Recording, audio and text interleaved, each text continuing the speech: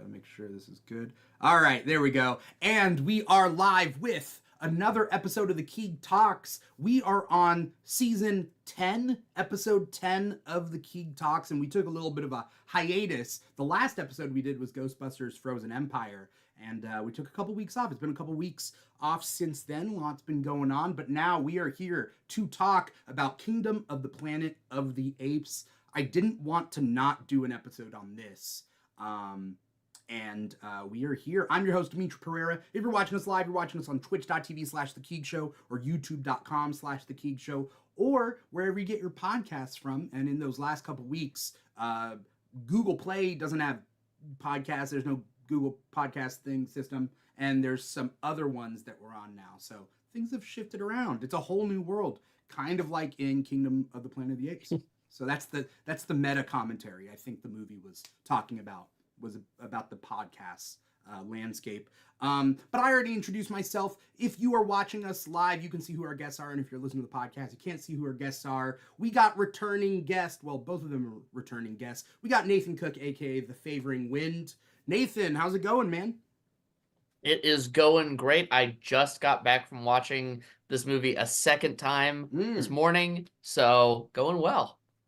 I'm glad that you saw it a second time. I only got to see it the first one time, and I had a plan for seeing it the second time, but I'll talk about more about that when we get into this episode. But I'm glad to have you, and also for the fact that I found out recently that you were a Planet of the Apes fan. So it kind of all Love works. the great franchise. Yeah, but it's also a franchise that you wouldn't know. Like, people don't wear it on their shirts. It is not a fandom. It's a franchise without really being a fandom. Yeah, there's no con. There's no ape con, you know? Yeah. People aren't like, there's not tie-in cartoons. Nobody's buying a whole bunch of pop figures every year. I don't think there's ever been a video game. It's not a fandom. There's not a movement. Yeah. But it's one of those, it's so underrated, but we'll talk about our experiences with it in a little bit. Let me introduce our second guest. We got Kyle Dodson, aka Kyle Dodson Funny. Kyle, Welcome back, man. Thanks for having me. Last episode that I had, correct me if I'm wrong, with you, was it the What If Season 2? Yes. Okay. There hasn't been anything since then. Season 2. No, that was the last thing. How have you been? It's been fun. In those, I've been well. It's cool. My wife is finishing up grad school in London, so she'll be back soon. I was there for like 2 weeks. It was great. It was very nice. That's cool. My cousin goes to college in London, so maybe they know each other. Everybody in London knows each other, right? Yeah, it's very small. Yeah, it's a small one town, city small block. town feel. I'm glad to have both of you guys back because I feel like we can really dissect not only this movie but also like the franchise as a whole. It's had a weird history. Again, it is unlike DC Comics, Marvel Comics, Star Wars, Star Trek. Like, this franchise is a bit different. But we'll get into it in a little bit. The movie just came out, Kingdom of the Planet of the Apes, and as we kick off this episode, I do want to talk about just real quick, like, what did you guys think of the movie? 1 to 10, quick thoughts, and then we'll get into it. I really liked it. My position on this movie right now is that I don't really have any major criticisms of it. I'm sure I'll come up with critiques, but there's nothing where I'm like, I just didn't like this part. I thought it was really good the whole way through. I don't think it's transcendent for me yet, but it's a movie that has enough to say and that does enough well that I can see myself 5 years from now being like, no, you guys, everybody sleeps on Kingdom of the Planet of the Apes. This one thing is so clever. I can see myself doing that a few years from now. Right now, I'm just like, man, that was really good. No notes. Speaking of no notes, I have to write notes for myself because good. There'll be a test later, and it will be open book though. So you said transcendent. Okay, transcendent. All right. Yeah, it's not really transcendent. Yeah, not transcendental. That's a thing. Transcendental, transcendent. Yes, transcendental railroad. Correct. Yes. Transcontinental. That's a breakfast. That is actually no. We've now gotten it back on track. Yes, Okay, cool. correct. Um, It's not much of a breakfast movie. Definitely more of a There's mid-afternoon some scrambled movie. eggs. We got Yeah, scrambled but eggs in this I would movie. say it's more like a scrambled egg burger. But you're right. There are in fact scrambled eggs in this movie. Kind of a protein shake too. Before I get off topic into some jokes that I came up with that may or may not be appropriate, we're gonna move on. And so, what was I was writing? I forget even now. I forget the notes that I was gonna write. Okay, so you were saying, Yeah, I like it. I don't yet there's nothing about the movie that's making me go, wow, I love this movie so much. But I can totally see me 5 years from now after watching the movie a third time and talking to people about it, being like, no, you don't understand. It was really smart, brilliant. yeah, So yeah, I think I would probably give it I tend to be I tend to be kind of stingy with my ratings. It's hard for me to give a 9 or higher. I think I would give this movie a 7.5, but right at an 8, an 8 out of 10, somewhere right in that little ballpark. Okay, that's a good starting point. Kyle, how do you feel? I loved all of the ape parts. That was great. I think what knocks it down for me is them kind of putting a timestamp on it, because some of the things that happen with the humans I feel didn't make as much sense when they're oh, this is generations away.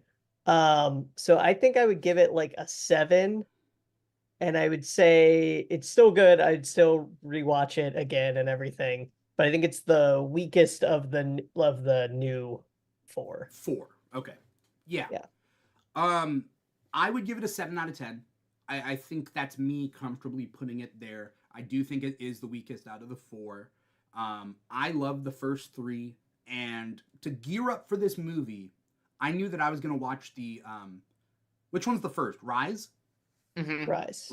I was going to watch Rise, Dawn, then War to gear up for Kingdom. And I thought to myself, I think my parents would love these. I feel like these might be this weird X factor of a movie where it's not too weird for them, but it's just weird enough that we can cross over. So I introduced it to them, and they love those 3, the Rise and Dawn and War, to the point where we finished Dawn and my dad was like, just put War back, put War on, put the next one on so we can watch just a little bit before you leave. And I'm like, oh, I think we're fine with one movie a night or one movie over 2 nights. But the point being is that they loved it, and we just finished War, and I'm just crying, and I love those 3. And I didn't see those 3. I saw those 3 movies when they came out in theaters once, and I loved them, and they didn't affect my life, and I moved on, waited a couple years till the next movie. And yeah, again, I love them, and I think they're super underrated. I thought I would take my parents to see this movie, but after seeing this movie, it's a different vibe, and I don't know they would like this movie. It is. I would agree with that. It is starkly a different. Another friend of mine who also does reviews said that this movie is way more fantasy, Yes. Not literally fantasy, but in the idea that you're following a different culture in a world that's far removed from ours, with their own religion and values. In that way, it's very fantasy. It does really good with world building and everything, and I think that yeah, this movie it seemed like a video game to me. If this was the script for a video game, a really good video game, if this was a script to one of those video games. You got the tutorial right at the beginning. Yeah. Specifically, it's Horizon Zero Dawn. This movie is Horizon Zero Dawn with apes instead of robot dinosaurs. 100%. Yeah. I also think that I went with my friend Matt, and we went and saw it, and I was like, yeah, this is a different genre. What genre is it? I was like, it's fantasy, but it's not fantasy because there's not magic per se. But there are new rules and new cultures and everything. And then I was like, is it a Western? But it's well, you get this exploration kind of town to town sort of feel, but it's more like a medieval kind of story, right?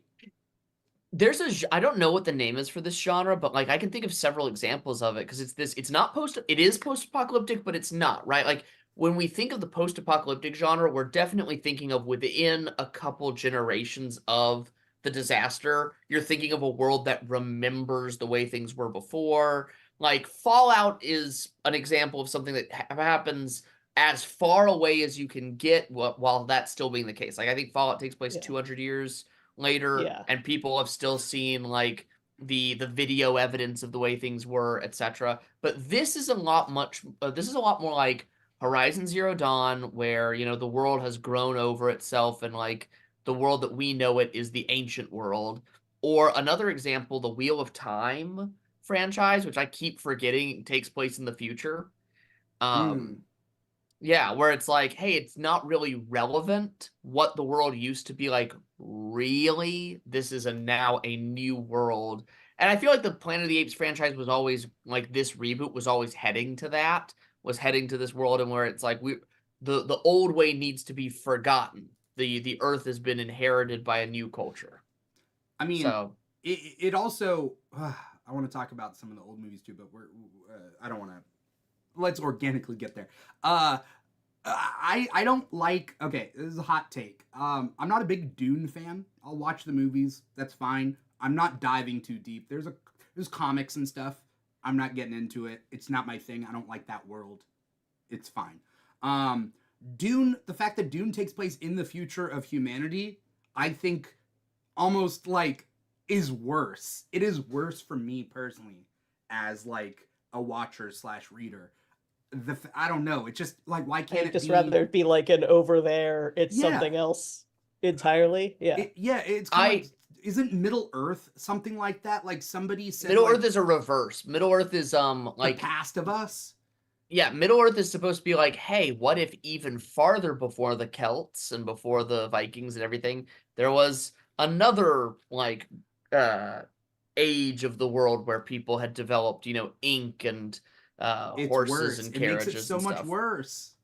Yeah, I think it's For me. better to be a divided world. Yeah, just I can agree with that vibe a lot. And I will say just to that point, I do like comparing like Dune specifically to something. I prefer if it's gonna be the future of humanity, I want it to be like closely connected to where we are now, because part of sci-fi is supposed to be either a vision of the future we want or a vision of the future we don't want. So that means I want it to then be connected to our actions today. Like it being like the Aliens franchise is only like 80 years in the future or something like that. And you can very much still see like, oh, these are people similar to how we are now in the way that we're still similar to the people in World War II. And the corporations and the capitalism of now got us to the alien future. Exactly. You can sort of create that line versus once you get to Dune, it's like Dune is so far removed from every choice and cultural touchstone of now that you're like, it might as well just be another thing. It doesn't. Yeah. Yeah. Kyle? Yeah, no, I agree with all that. This to me, like back to my, I guess, issue with this movie was early on they had said like the text at the beginning said it's like generations since war. Which Behind I wasn't the scenes, I think it's supposed to be like 300 years. Yeah, that's what the other thing was, because I'm like, okay, generations, I guess technically it could be 80 years, but then in interviews they had said 200 to 300 years. Yeah. And so that immediately bothered me when I saw, and it wasn't because she's wearing pants, but like it was like the material of the pants the girl is wearing were like jeans. And I was like, well, that wouldn't be here still, I don't think, in this form. And it was just that was very bizarre.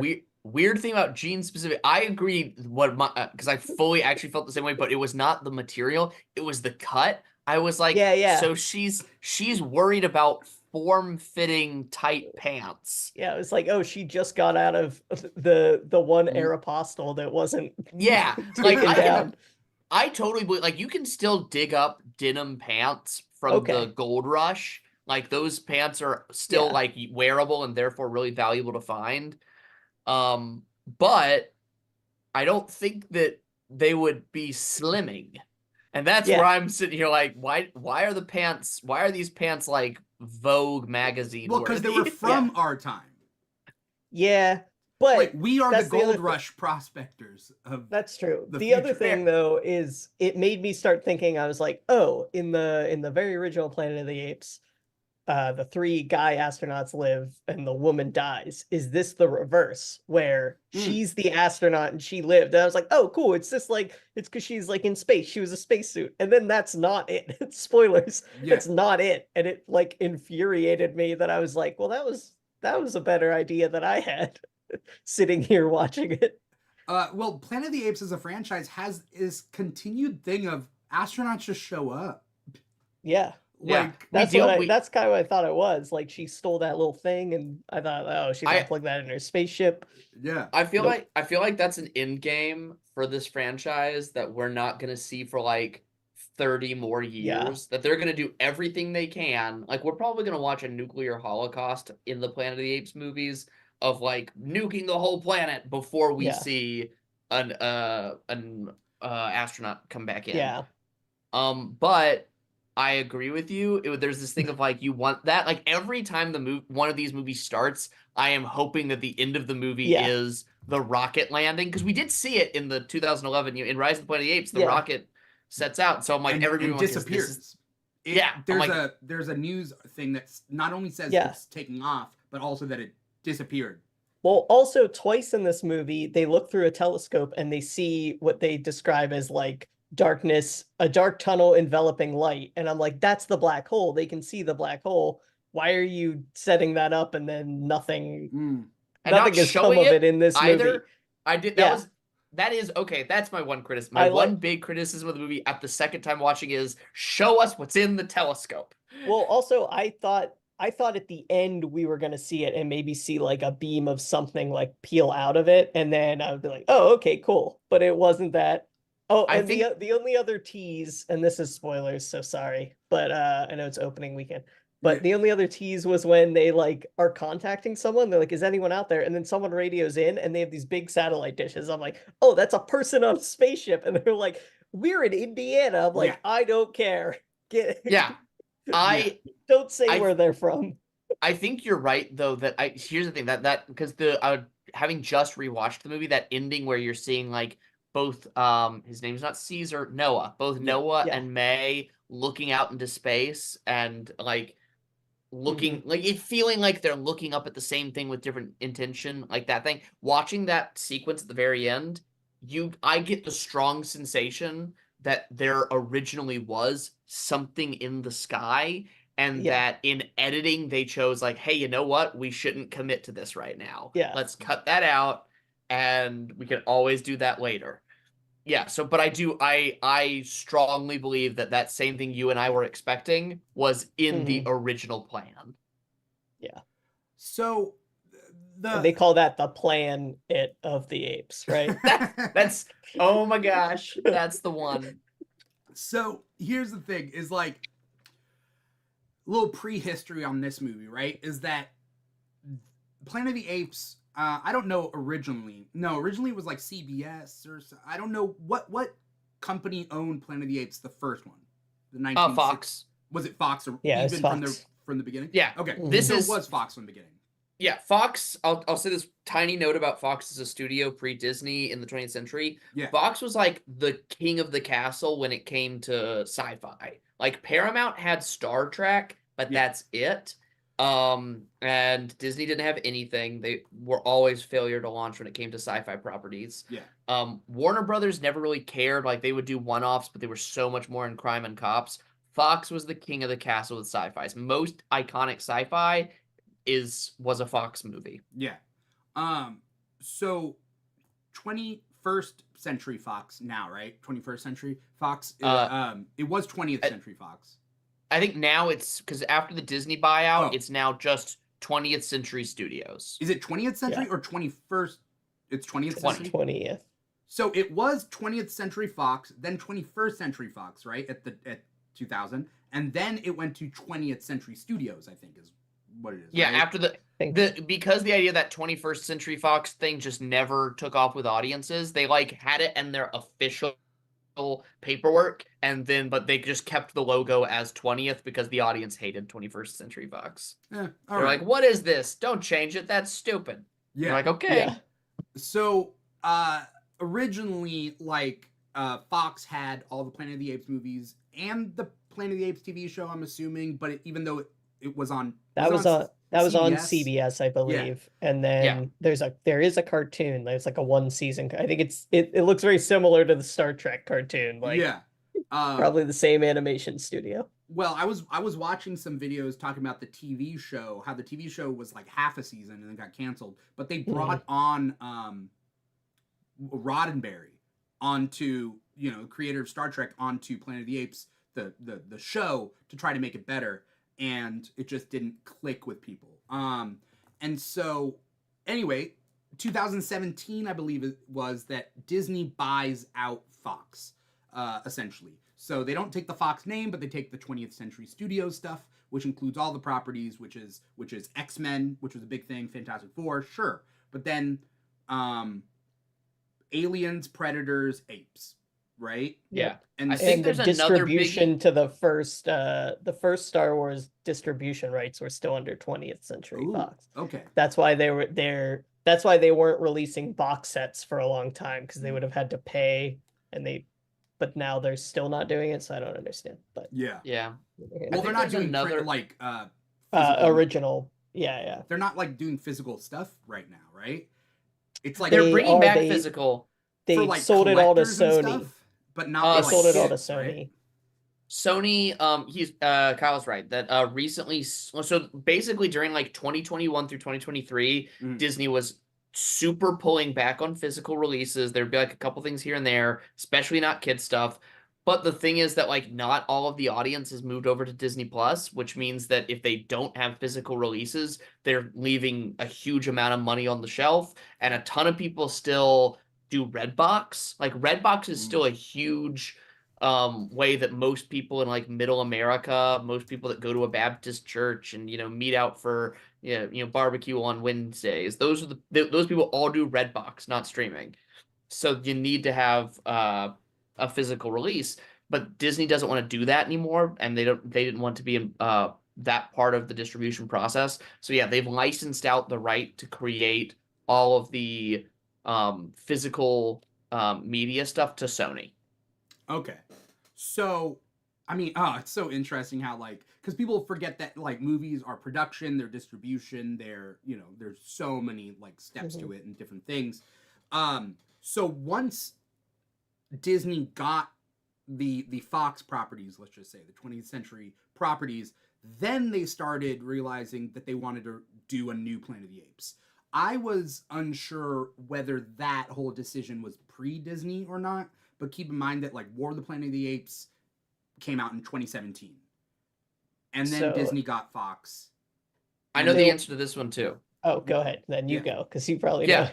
I followed a bunch, like I stopped following right around the time of the pandemic super close, but up until then I was following a lot of this news like super closely, like when things got announced and why and whatever. And I know, so the moment that Disney bought Fox, they were actually trying to do sort of a PR push to make sure that everybody knew that this wasn't just about X-Men. They're like, this is about more than this. We would like, and it's about boosting Disney Plus and Hulu, but it's also they came out, they had a laundry list of things that they were like, we don't necessarily have a director signed on yet or a script, but these things are going into production so that you will see them within the next 5 years. And like we saw Predator, Aliens, Planet of the Apes, and there are 2 other franchises there, and I can't remember what they are, but there are a couple other that they were like, we're also doing these.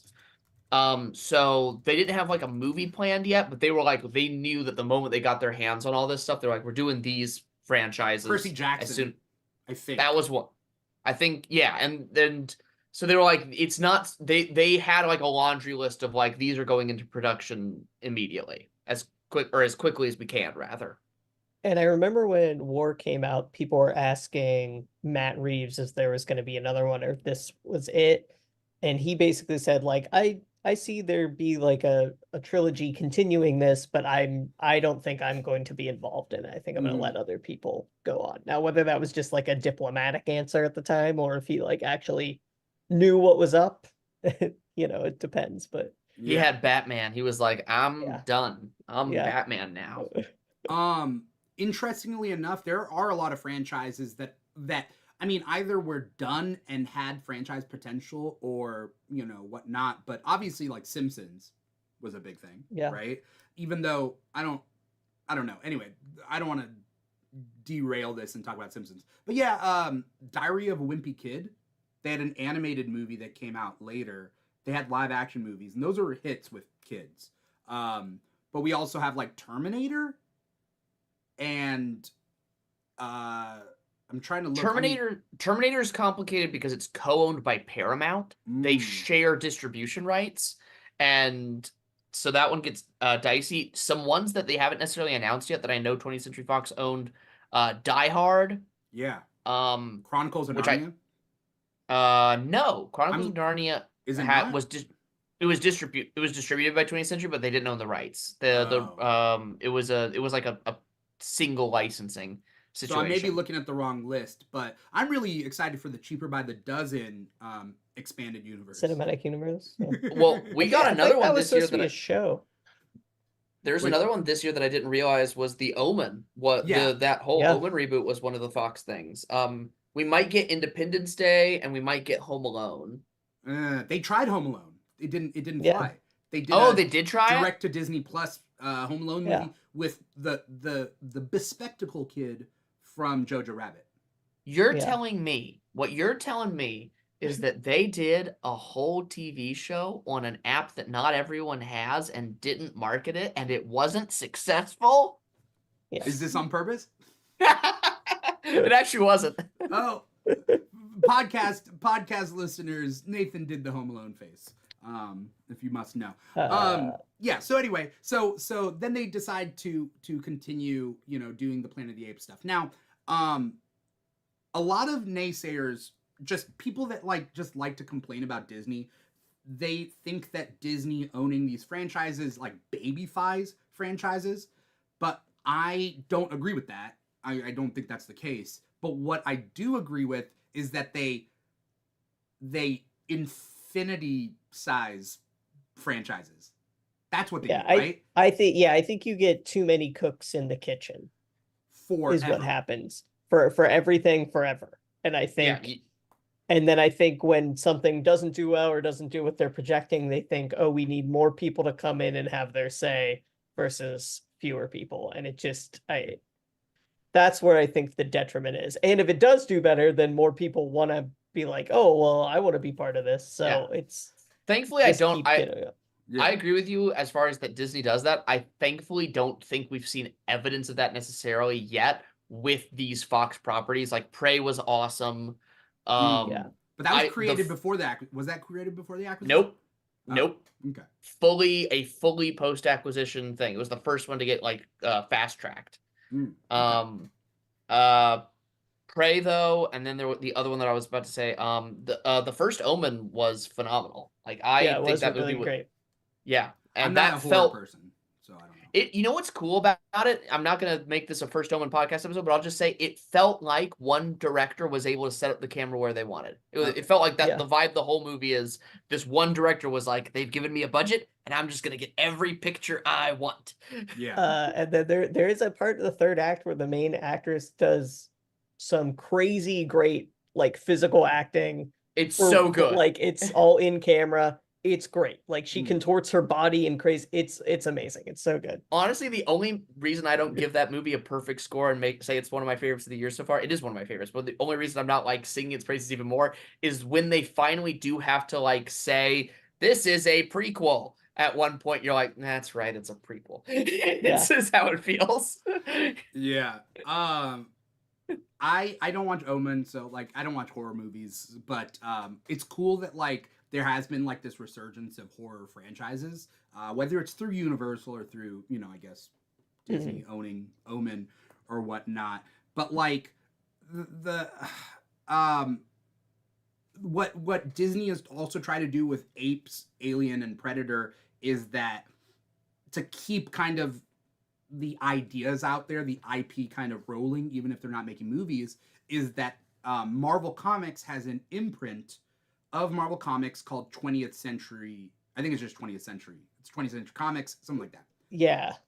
And they release comics based on those franchises as miniseries, essentially. They're not ongoings, but there's been a bunch. And then they restart a miniseries with the number one, and then they keep that. And so they're kind of playing around with these concepts, I think, until they like realize they strike gold or whatnot. But there are continuously ape comics. There was a mini series that took place in between Rise and Dawn that dealt with the collapse of humanity with like in the early stages and with like apes escaping zoos and that sort of thing. And then they also had a mini series that I think just finished off that takes place in the Charlton Heston timeline. Which we can all agree, right, that they're two fully different timelines. And even though they mimic each other, or this one mirrors that in ways, they do not. I wonder if it almost right? seems like it's like I don't know what it's called, but like a Mobius thing of like it's like this is certain events have not happened, but this is going to keep continuing happening regardless of when you shifted in the timeline, sort of thing is what I take it as. I would say that you have, not including the Tim Burton version at all, I think that you have a minimum of 2, if not 3 timelines at play. So here are the timelines, and 2 of them might be the same timeline, we just don't know yet. Timeline number 1 is the timeline in which Charlton Heston showed up on Earth and found the planet the apes had taken over. Mm-hmm. Timeline number 2 occurs when Cornelius and I can't remember the other ape's name go Zira. back in time. Zira and Cornelius go back in time, and then their baby grows up to be Caesar, who brings what might be peace between the apes and the humans eventually. Like that's at the end of 5 movies. Yeah, that's clearly a whole different timeline from our Charlton Heston. Yeah, they cause a different timeline by going. Yeah, and then we have this timeline, which the only reason it might not be the same timeline as the Charlton Heston version is because the Charlton Heston version is very clearly a nuclear future, which this one might become if we see the humans, start blowing up stuff across the planet to get rid of the apes.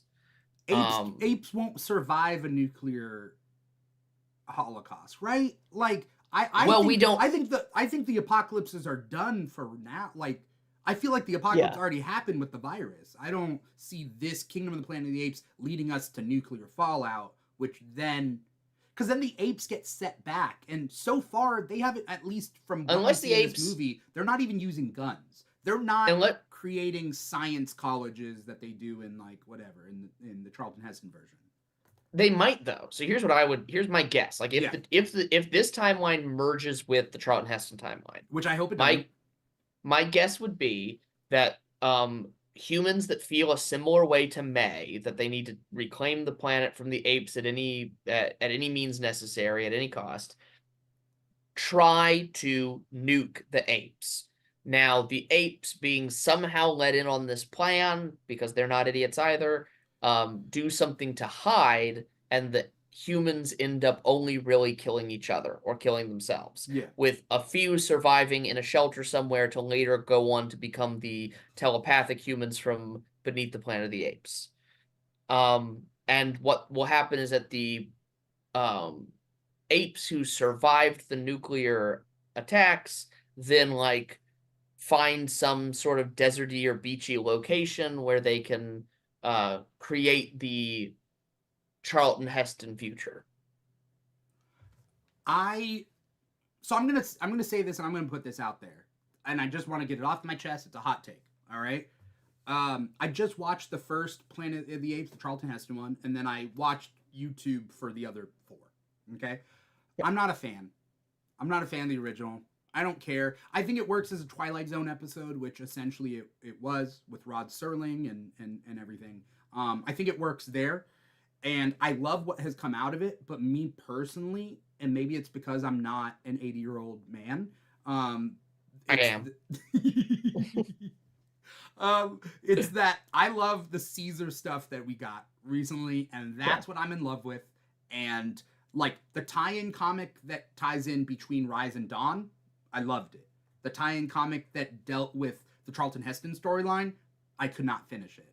Like, these are the stories that I want to see. Yeah. That's I my think- outtake. And I think it's hard because at this point, it's kind of like knowing that Darth Vader is Luke's father. Like, you know the end of Planet of the Apes before you ever watch it. And I think the title is, well, it's a great title, but I think the movie itself spends too long before you get apes, and then I think you're supposed to be like, oh my God, there are apes. And they do like a little bait and switch where like you see a bunch of like creatures moving and you realize they're humans, which is like a good conceit. But yeah, I think knowing the ending and knowing that there are so many after kind of hinders the first one a little bit. I also think Mm. that bringing up the Luke's father is a great thing because it's a movie that, like, I grew up with the movie and I loved it. I do think that these new movies are better, not just because they're like better made as films, which that's debatable. I think they're more engaging emotionally. I think that like why we care about Caesar is so much clearer than why we care about Charlton Heston.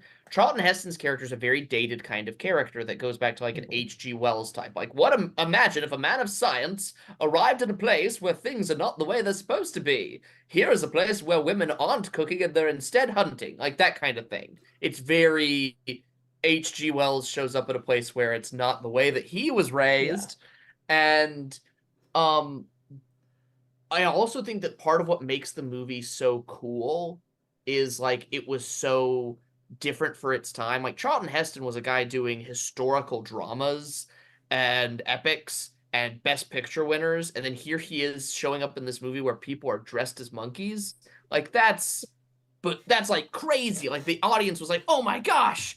It would be like if I know, you know what? It would be we're so franchise and dated these days. Yeah. There's not really a comparison. Yeah. But that's the thing. Like this is before the Star Trek movies started to come out. Like you only had the TV show. This is before Star Wars. It's really this like first major floodgate of like sci-fi epic.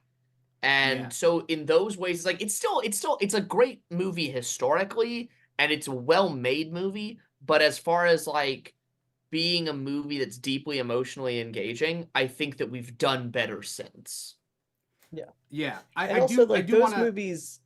Oh, sorry. I was just gonna say real quick, those movies, like, they basically say like all of these apes are bad because you're supposed to be in Charlton Heston's shoes. All of these apes are bad, and there are a few good apes. And the new ones are like, hey, all these apes are good. There are a couple apes that are bad, but even the bad ones, you're like, I get it. I get why Koba kills all those people. I understand. Like, so it's shifting the perspective of like who you're rooting for. These movies are so much more morally complex than the Planet of the like in Charlton Heston ones. Him showing up and being like, apes shouldn't be like at the end of the second movie, they blow up the world. And it's like, because monkeys shouldn't be allowed to have everything. It's like, why not? Well, why shouldn't humans, they? They right? were the humans mess it up too, right?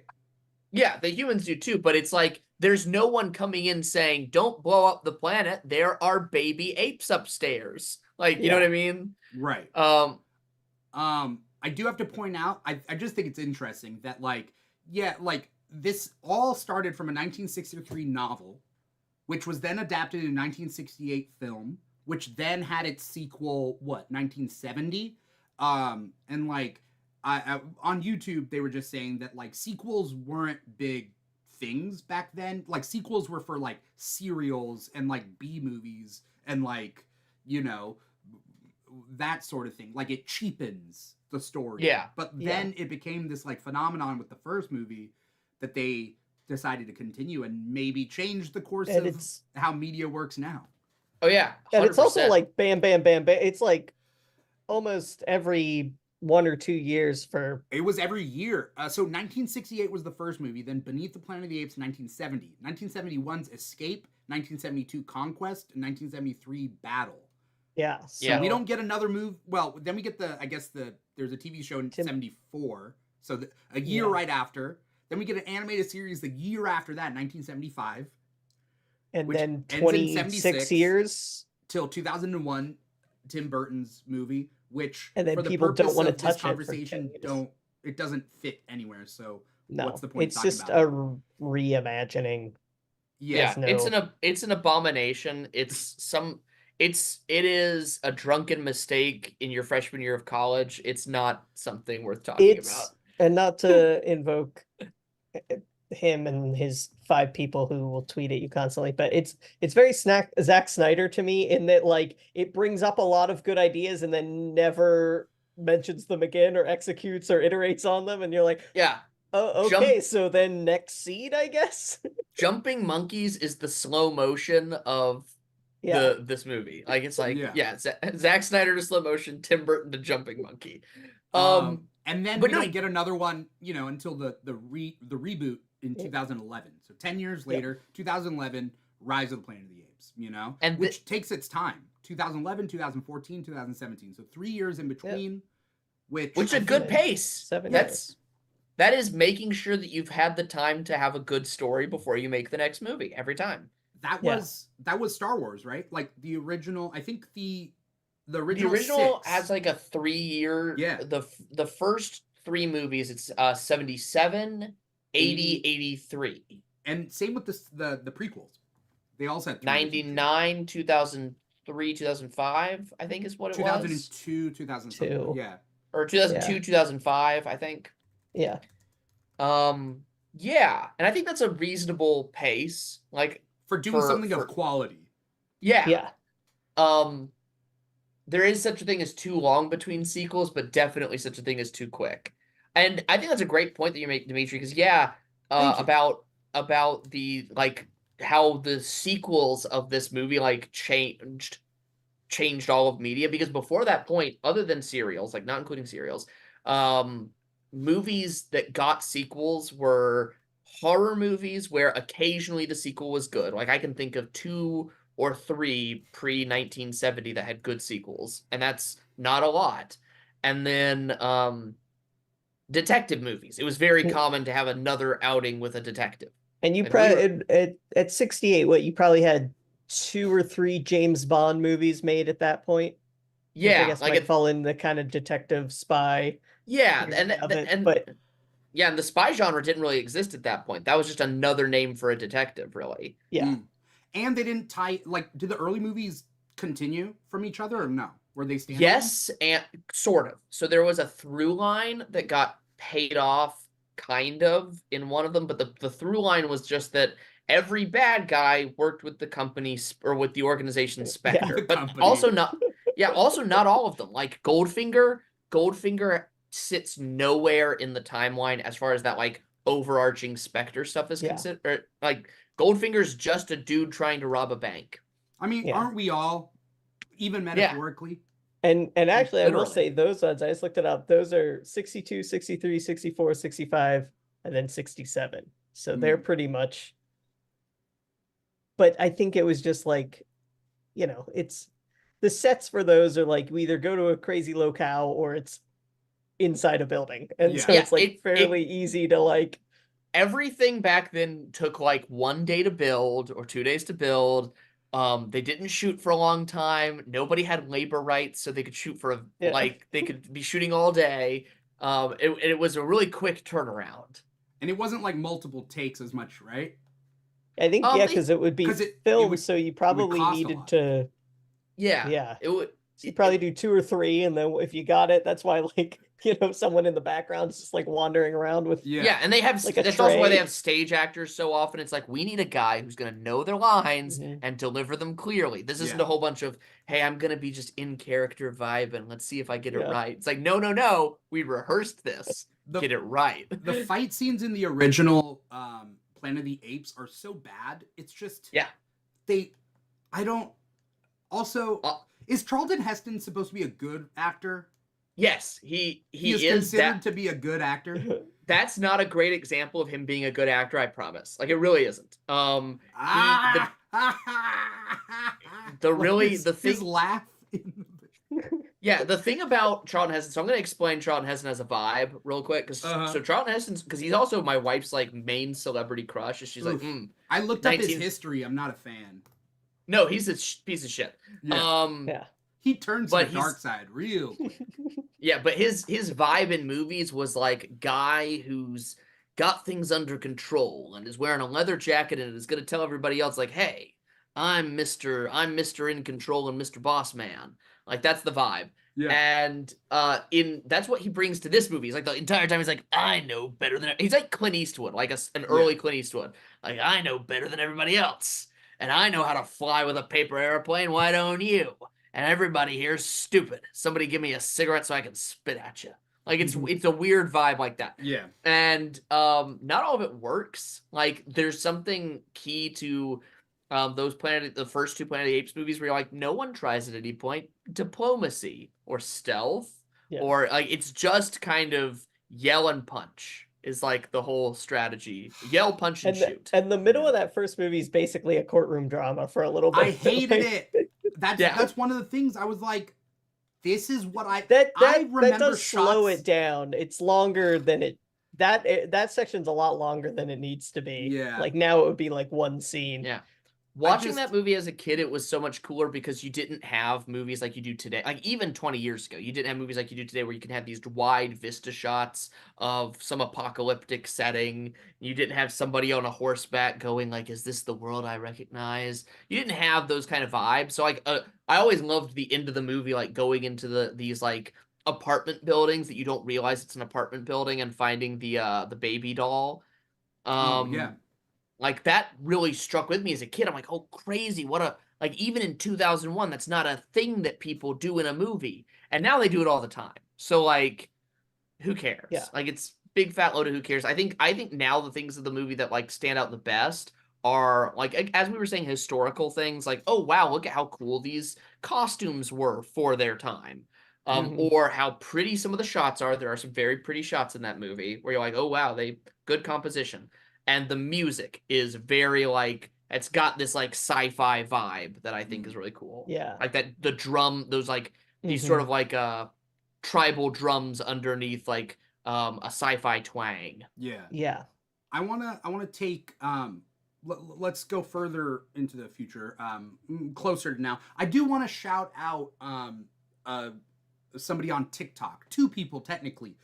Shannon Sweeney at Shops Shannon Sweeney on TikTok posted a huge video with her husband, Caden Watson, talking about the whole franchise and his thoughts. And I reached out to Caden, and I don't believe he was free for this, but I reached out to Caden to try to get him on this because it's actually a long video for TikTok, but it's a really good one, and it's definitely worth it. And he's doing like this PowerPoint presentation on his TV about it. But basically, and Caden, feel free to at me if I'm saying any of this wrong. Basically, he's talking about, although these are all different timelines, there's a theme of cycle through it, right?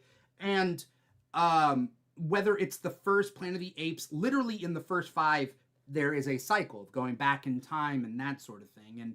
And then obviously we get the Tim Burton version that really doesn't matter much. And then we get this, starting with Caesar, right? With Rise. And basically how, although there are little Easter eggs and that sort of thing, it's not so much that it's a prequel, it's that these things cycle through these stories, and these, Easter eggs exist kind of for a reason. Do you guys feel like the Planet of the Apes, all the different timelines, have a thesis, or that they all kind of have a different thing? I think I've been talking a lot, so I'm going to just say yes, and I feel like the thesis evolves. Like, it's the same thesis, but it's like it has grown over the last 50 years. Mm-hmm. Yeah. Yeah. Yeah, I think those, especially not Escape, but the next one, Conquest, is very much like, it's similar to how like Dawn and War are a little bit, but with a very small budget. But it's basically them like testing on the apes. And I think kind of at the time they were looking at it through the lens of like World War II and maybe a little bit of like civil rights movement as well in terms of things. But it is like Conquest number 4.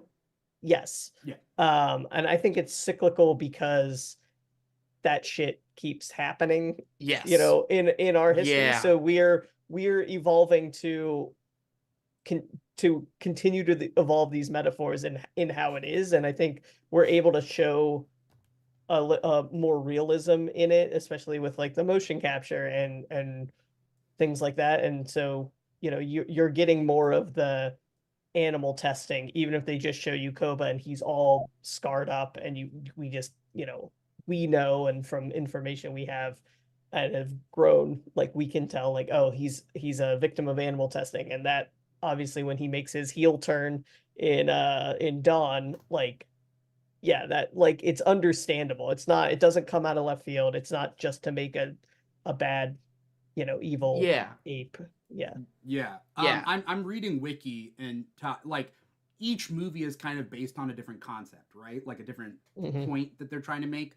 I don't want to go too much into it for the purpose of this episode, but I feel weird when, like in Conquest, that they bring up like racial allegories in this franchise. I think this franchise, for many, many, many reasons, works best as a whole humanity sort of allegory, as opposed to something racial, which is something that I've been kind of looking at from a different point of view. And it's one of the reasons why even though I love the designs of all these characters, I wish I lived in a different world where I could cosplay as one.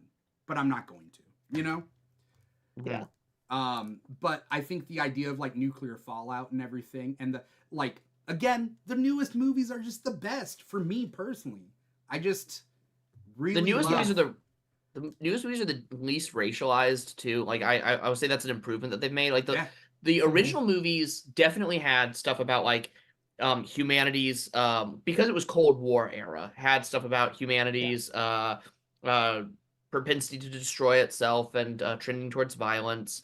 And it had stuff about, because of the civil rights, it had stuff about xenophobia, which I think is a really visually uncomfortable, if outright bad, way to have explored that. Yes. But it's like good ideas, bad execution. Right.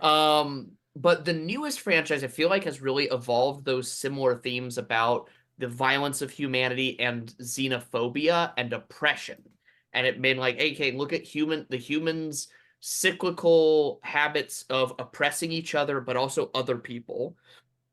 Humans' inability to choose a diplomatic solution instead of a violent solution. And then there was another one. This sort of classist colonial thing of like, it should be ours and no one else's, which I think is my favorite new theme of this movie, because like that was a little bit in the other three, and this is the movie that was like, no, let's like pull that one out. Humans believe it should all be theirs, because there's no real reason that, like, yes, we don't want the king ape to give guns to his apes, but there's no real other reason that he shouldn't have cars, or he shouldn't have books, or a shelter that they could be like, let's figure out doorknobs or anything else like that. You know what I mean? Right. I also wanted to throw out, I was gonna throw out something that I'm forgetting right now. God damn. Well, while you think, I will add that like, I keep talking about Dawn a lot, but that's kind of like the pivotal one where we start to pivot into what happens with the Planet of the Apes. But it's like, yeah, the Koba ape goes and kills a bunch of humans, but the humans have a stockpile of weapons and guns already. So it's not like, and a human had already shot several apes at that time, but like they started it initially. So it's not even like Caesar's pain of like, oh, Koba started this war for us. It's like, it's not even that. It's like the humans actually started it. Yeah. I mean, I could argue the other side, but also the fact that it is arguable, it is debatable, because technically Gary Oldman's character in the second one, right? Like Dawn. Yeah. I always get it mixed up because I feel like the first one should have been Dawn and the second Rise and the last one War, but whatever. He is getting the weapons just in case. He doesn't seem to want to pull the trigger first, but he's also very desperate to protect his people. Koba sees that and sees it as a declaration of war and shoots first, so both sides are warranted. And that's a little bit like nuclear armament, like kind of It's also thinking like, too. are you reaching for your gun? I'm gonna reach for mine first Yeah. in fear of being shot. But they're not reaching for the gun. They have a gun. They're not reaching for Well, it. It's I'll like say we have all the weapons, so no one uses them, Right. but we I'll can say- use them if we wanted to. Yeah. I remember in Dawn and War about when they like address Koba's violence is that they sort of characterize this as like Koba's readiness to commit like preemptive violence, because that's what we're talking about, is preemptive like first strike violence. Yeah. Is that Koba's readiness to do that comes from the specific violence he learned at the hands of humans. Yes. Right. And what I love about this movie because this movie definitely pursues those themes, is I loved like that shot that we get towards the end, again, spoilers, between very big spoilers, actually, huge spoilers. I mean, yeah. But yeah, this shot that we get at the end between May and Noah, where she's holding the gun fully ready. Like, it's like, oh yeah, I know that we traveled together and I should like be extending trust. I'm fully ready to shoot you. And it's this human quality of preparing to kill. You know? Yeah, there's that. Yeah. And that, I mean, that's also preceded by let's get into the movie real quick. Though I just want to mention that I don't know whether people have mentioned this before. I'm sure since 68 that people have mentioned this before, but like I don't hear enough about it. Humans are apes. We are of the 5 great apes: orangutans, chimpanzees, gorillas, bonobos, and humans. Like the 5 great, and there's like different species within orangutans, whatnot. But out of those, like generally speaking, there are 5 great apes. Humans are. The fact that we, like right now, we are living in Planet of the Apes because we are apes. So the fact is that throughout this whole franchise, humans draw the line between humans, not apes, other apes. Like, I don't hear enough people even thinking in that like, we even are in the the ones who draw that line. Yeah. Even in the Heston one, I think the some of the scientist apes come to Charlton Heston. They say he must be the missing link. Yeah. Because he can like speak, not like because the humans in that can't speak, but he can speak. So it's like that's like an interesting flip. But I think that might be the only like real reference to it, other than maybe in the new ones where they're testing on apes. I mean, that's obviously a thing that happens still, but like these drugs because it's close to human without being human, which is also drawing a line. Right. Like, yeah. It's sorry. There's a clear supremacist theme there of like what makes you consider one person more human than someone else, or not an ape. Or not. Yeah, but I mean, like as far as like applicable to our lives and like a theme that we can really think about, it's we've qualified these apes as apes, but we're not apes. Yes, we are. Right. It's like when Caesar asks if he's a pet because he's on a leash. Oof. I love these movies so much. They're like, and like James Franco is like, I don't really like James Franco, but he's good in that movie. He's probably like the weakest of the people in the movie, but he's still pretty good. But he's like, even in that scene, he's like, no, you're not a pet. But he like kind of doesn't know how to answer it because he knows that he saw a dog on a leash and he's wearing a leash. And so that movie's so good. I'm actually gonna say, controversial opinion, that's my favorite of all 4 of them. And it's not my favorite because it's the best one. It's my favorite because it's the one that I get so emotionally wrapped up in. Like if that's the one where characters are caring about each other and like have such incredible loss. And it's also the one where the like shock moments for me hit the hardest. Like when Draco Malfoy says, get your paws off me, you damn dirty ape, and he yells no. I get chills thinking about that moment.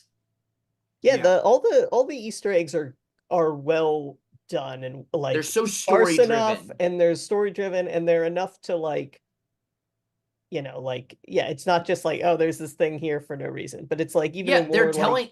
It's like telling when they find the baby doll. It's different than when they find the baby doll in the original ones. Yeah, they're telling a different story with the same pieces as opposed to telling a different story and wanting to like tip the hat to things. Like I could compare this to Wonka, where it's like Wonka had no reason to include quotes from the Gene Wilder movie. They just like are forced in there. While this, it's like they were setting out to make, we got a Planet of the Apes movie. I'd like to use some of these building blocks that are from these other movies. And it's like, yes, Yeah, Yeah. yes, they are references, but they're also a good brick that I'm going to shove in right here. Yeah. You know? As far as I can count, 3 references to dolls. Dolls pop up 3 times. First one, Planet of the Apes, 1968, where it says mommy and it's part of the plot. It Yeah. moves that forward. Second instance is War of the Planet of the Apes, where the doll has a piece of Nova's blood that then infects the Colonel. And side note to that is she put it in with Caesar, Yeah. like when he was like almost gonna die in that night, and the humans find a human doll, meaning that a human has been there or Right. helped them. Like that's what like it's like the reverse of finding like the apes finding it to realize humans used to be here, sort of thing. Oh Yeah. shit. Okay. Yeah. Also the humans actively through their pursuit of war and violence like set up their own demise. Mm-hmm. In you see it a lot in war. They didn't have to pick up the doll. They could have just looked at it. Yeah. He didn't have to take it. He didn't have to touch it. None Yeah. of that. They did that. The guy who Caesar spared at the beginning of war comes back at the end and gets blown up with a rocket launcher. Then there's the after killing Caesar, after delivering what eventually becomes Caesar's killing blow, because he's the guy with the crossbow. Was the arrow the final? Yeah, piece? because he's like he breaks it off, he's bleeding, he's just holding his side like the whole journey until the very end. It's so sad. I get Yeah. so sad by these movies. Red Donkey, I didn't expect to like. I hated him at the end though. I was like, okay, oh, It's also the perfect. He didn't like go ballistic, throw everyone off, jump down, grab Caesar, and run off. Like it was realistic enough that he did one thing, and then that, even though it's sad, you don't want him to die. It's like it's better for the story for that. I think it's sad Yeah. that I To didn't know whether I transpire. wanted him to die or not. Yeah, What are you gonna do? You know? yeah, Yeah.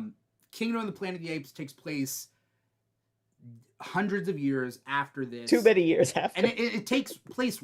Well, the first scene is them burning Caesar's corpse, and you see Maurice, and I don't know if you see Rocket, but like you see at least Maurice and like other Yeah, apes. Rocket. You see, the young Cornelius, Caesar's like small Okay. second son. I don't know if you see Uh, Lake. Yeah, But- it's hard to tell. Yeah. It's very quick, Yeah. and then it kind of just pans out behind everyone. So Yeah. yeah. This then takes place 100 years after. We have the Eagle Clan, or whatever they're called, which this movie doesn't spell it out for you, which is kind of nice. Like they just are like, this is what they're doing. You got to figure it out. So I was like, why are they hunting the eggs? I thought they were going to eat the eggs, is what I thought. I did too, and then they put them there, and then they say bonding ceremony, and like you learn about. Yeah, well, they're like, we'll raise them together like we were raised. And I was like, okay, Yes. cool. And then you learn a lot about their society just from the fact when they go up to this nest, there are 3 apes, there are 3 eggs, and they say one for each of us, and the other one says, no, we can't, like we're always supposed to leave one. That's the rules. And then which is and then immediate tip off of how agrarian they are and like Yeah. living with the land, not just on the land. Yeah. Yeah. and you also you get their characters almost immediately when like one's like, oh, let's take all 3, and then like he's kind of like the one who's like a little more just like I'm just yeah. gonna go with my first thought, and the other one's like, no, these are the rules, we have to abide by them. And then Anaya is his name. The simple. yes, clumsy one. Anaya. I had to And then relearn the they- names. I wish I had subtitles on the movie, but like I had to. Yeah, when I went, relearn I was that. kind of like, oh man, I should have gone to the closed captioning Yeah. screening. But yeah, and then you learn a lot because they also say like Noah says like, no, was it like we were born in the same sunset, but you're older than me or something like that. Or You no, were somebody it's said something. one sunset older. Yes. Anaya's 1 sunset older, and then later on he says that what's the Suna. female Suna Yeah, he was and born Noah within are a born in the sunset of- same sunset, yeah, or Mm. something like that. So then Yeah. those 2 get them, and then it causes Noah to have to go to a different one, and we get a cool sequence there. where Great he's, like, action grabbing that sequences. thing and pulling it up. That was Mhm. awesome. We I also wasn't see the- I- that we see that Noah is a bit more capable than the other two, right? And the question is Yeah. he more capable than the other apes, or is he just more capable compared to those two? He could just be I think we're meant to see in general he's a kind of smart and like Yeah. highly like he's got high ingenuity compared to the other ones, because one thing we see in the first act that I missed on my first viewing is that like so the first thing is him realizing that he can use a tool to climb even Mhm. better. Like, oh, I can use this Yeah, it's like a piece of like rebar or something. yeah. And then right after that, he gets another opportunity when the first thing he like says to his mom when he talks to his mom in like at the village is he notices that like this little structure's broken.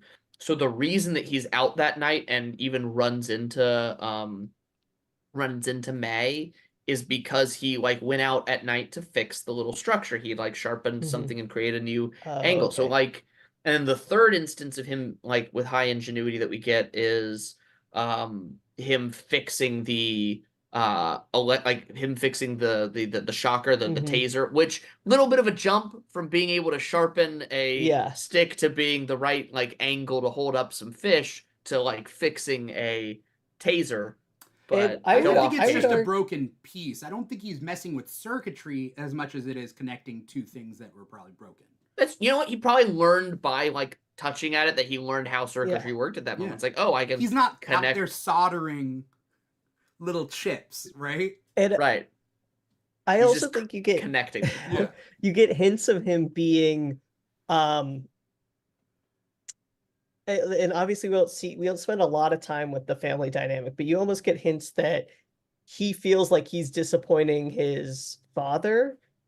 Even though his father seems to be like, fine, but I think it's like he's expected to grow up and do what his father is doing potentially, which is like being kind of head of the Eagle clan and doing that.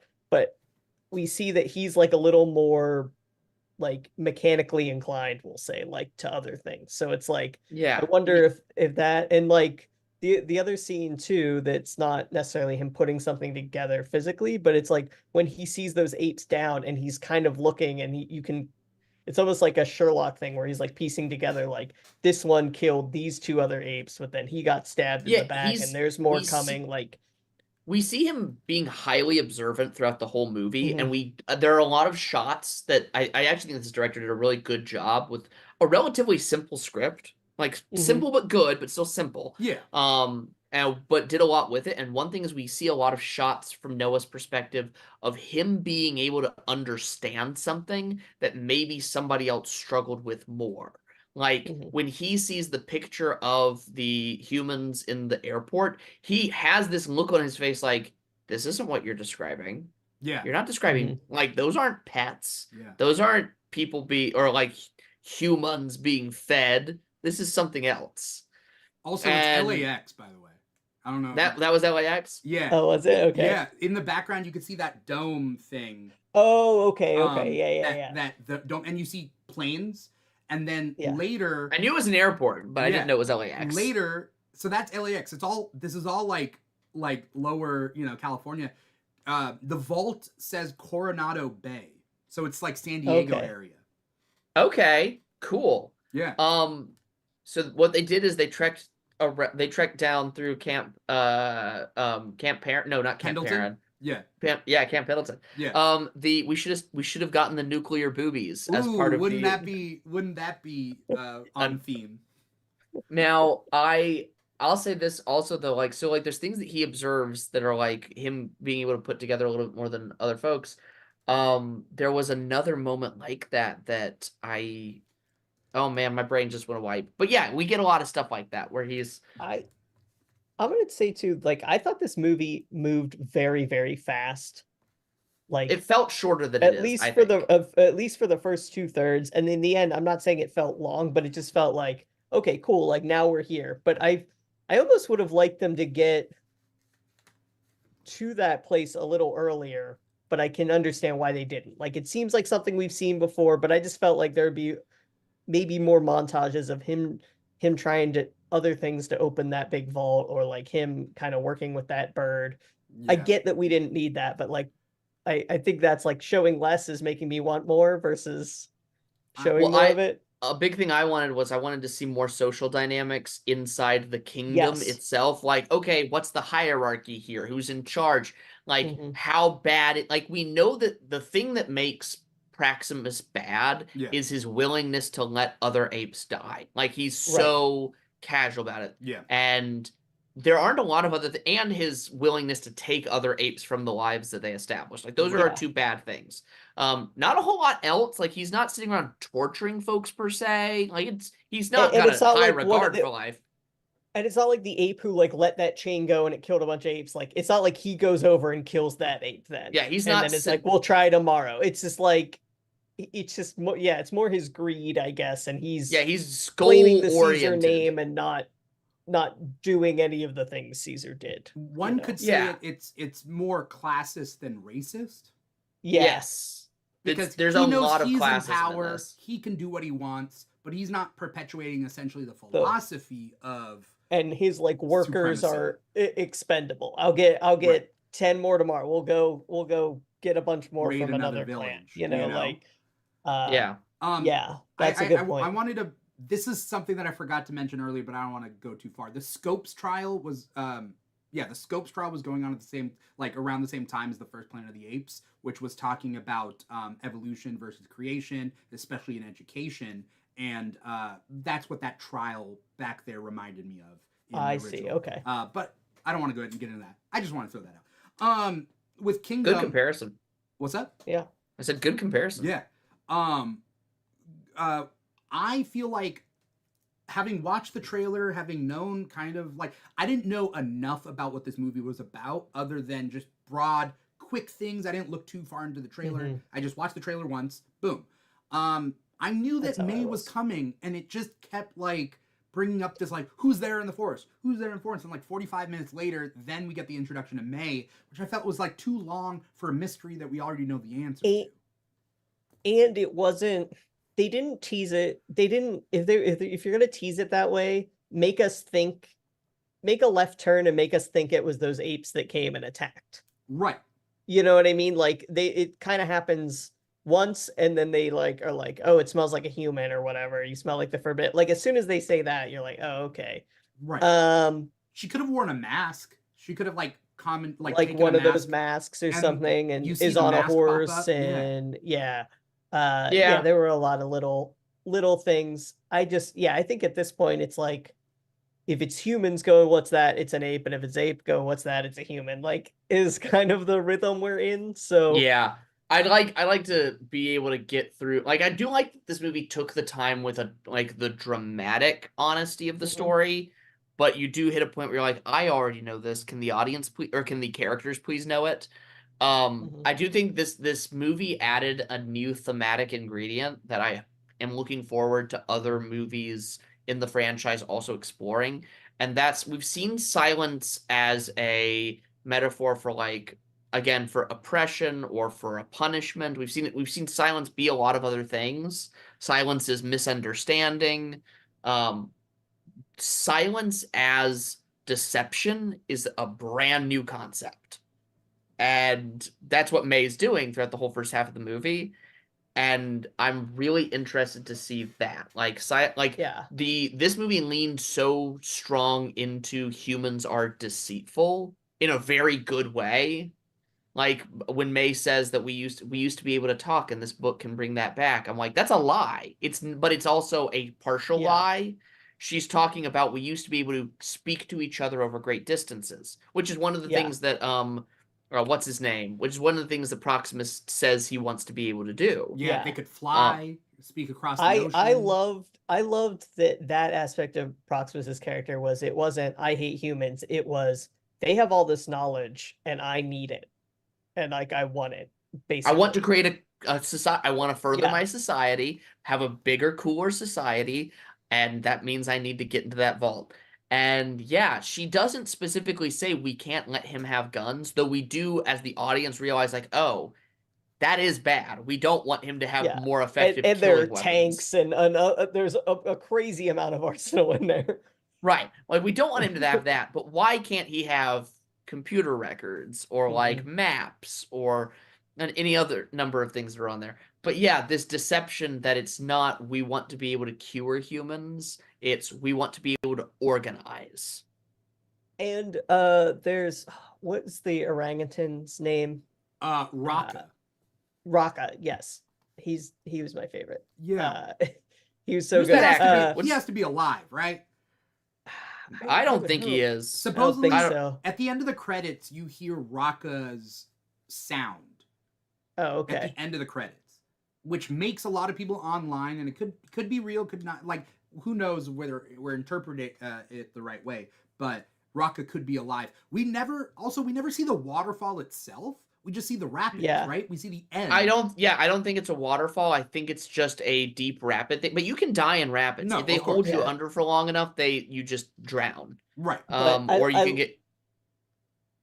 I was just gonna say, I like the dichotomy between his character of we need to preserve these books to preserve them versus we need these versus Proximus to be like, we need these books to know everything that they knew. Yeah. Like in a different way, like to use it versus to like, like these are texts we need to like preserve and learn from, and these are texts we need to learn from and like to be able to do the stuff they did. Like it's very interesting. Like it's almost the same path, but with different intentions, I guess. Security versus insecurity. Yeah. Maybe. And the interesting thing about Raka's acquisition of like information versus Proximus is that Proximus is actually got more of the truth than Raka does.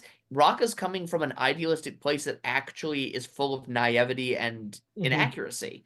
Like, Raka has no idea that apes were kept in cages. Proximus is like, I actively know this is a thing we need to avoid. And that's almost like time. Like if you think of Raka has access only to things from, like hundreds of years ago, like we do. It's like we know we can infer what happens, but we don't know like what's written is different than probably what happened to a degree. Yeah. Whereas Proximus is more now of like the information, like, you can see like one video online, then 20 videos, like just dissecting that and pulling it apart. You know what? I'll say to further that analogy, because that's a great analogy. It's like when you're a kid and you first start reading some books, some adventure books, you might think, oh, wow, this is written by somebody like me. And then as you grow up, you realize that the book you read that's 150 years old was written by someone rich who didn't struggle the way you've struggled at all. And you're like, oh, I thought I had something in common with this person. Raka, the same way, is reading these books written by humans, probably thinking they're written by apes. He probably thinks, if he picked up a Kurt Vonnegut novel, he'd probably think Kurt Vonnegut was an ape. Yeah. I mean, like, he is an ape, but would think he was like an orangutan or something. Yeah. I just thought about the Jungle Book as a kid, and I just like it. And as I found out about Rudyard Kipling, I'm like, fuck that guy. Yeah. Yeah, absolutely. So, I'd like to think Raka is still alive. Do we think Proximus is still alive at the end of this? No. No, I don't think so. I think those are rocks at the bottom of that water. And I also think it's one of those things where this is a franchise that if there's a bad guy, you kill him and you move on, Right. I think we might.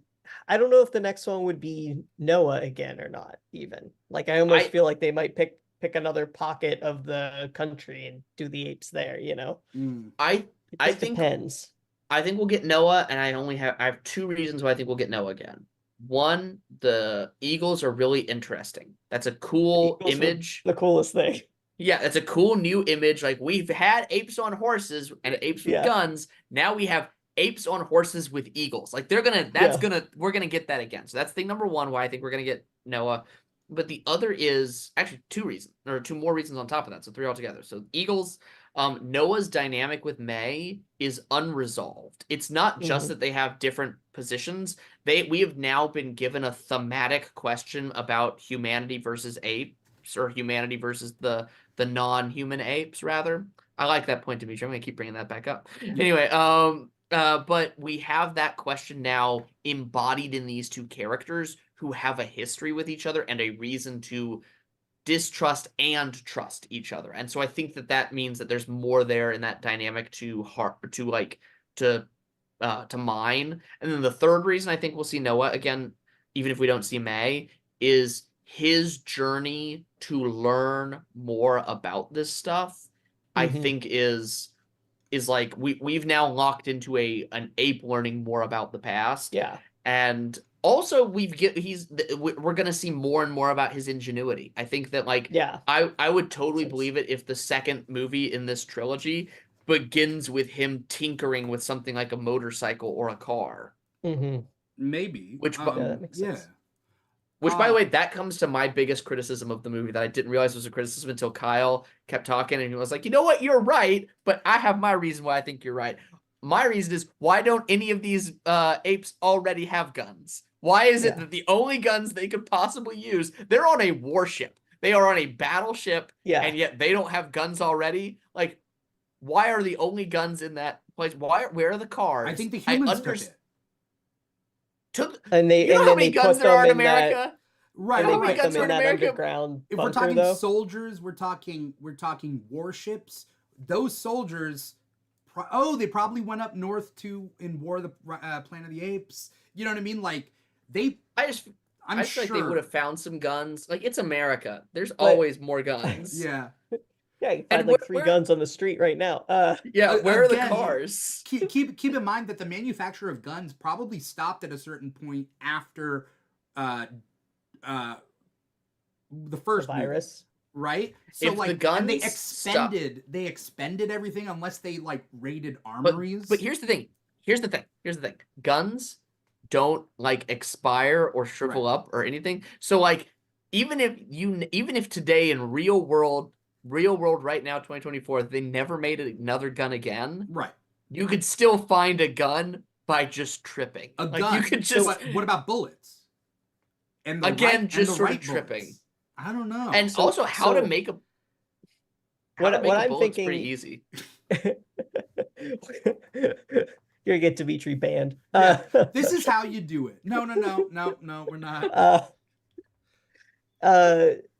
I also think too, we saw a very insulated community with Noah and his family.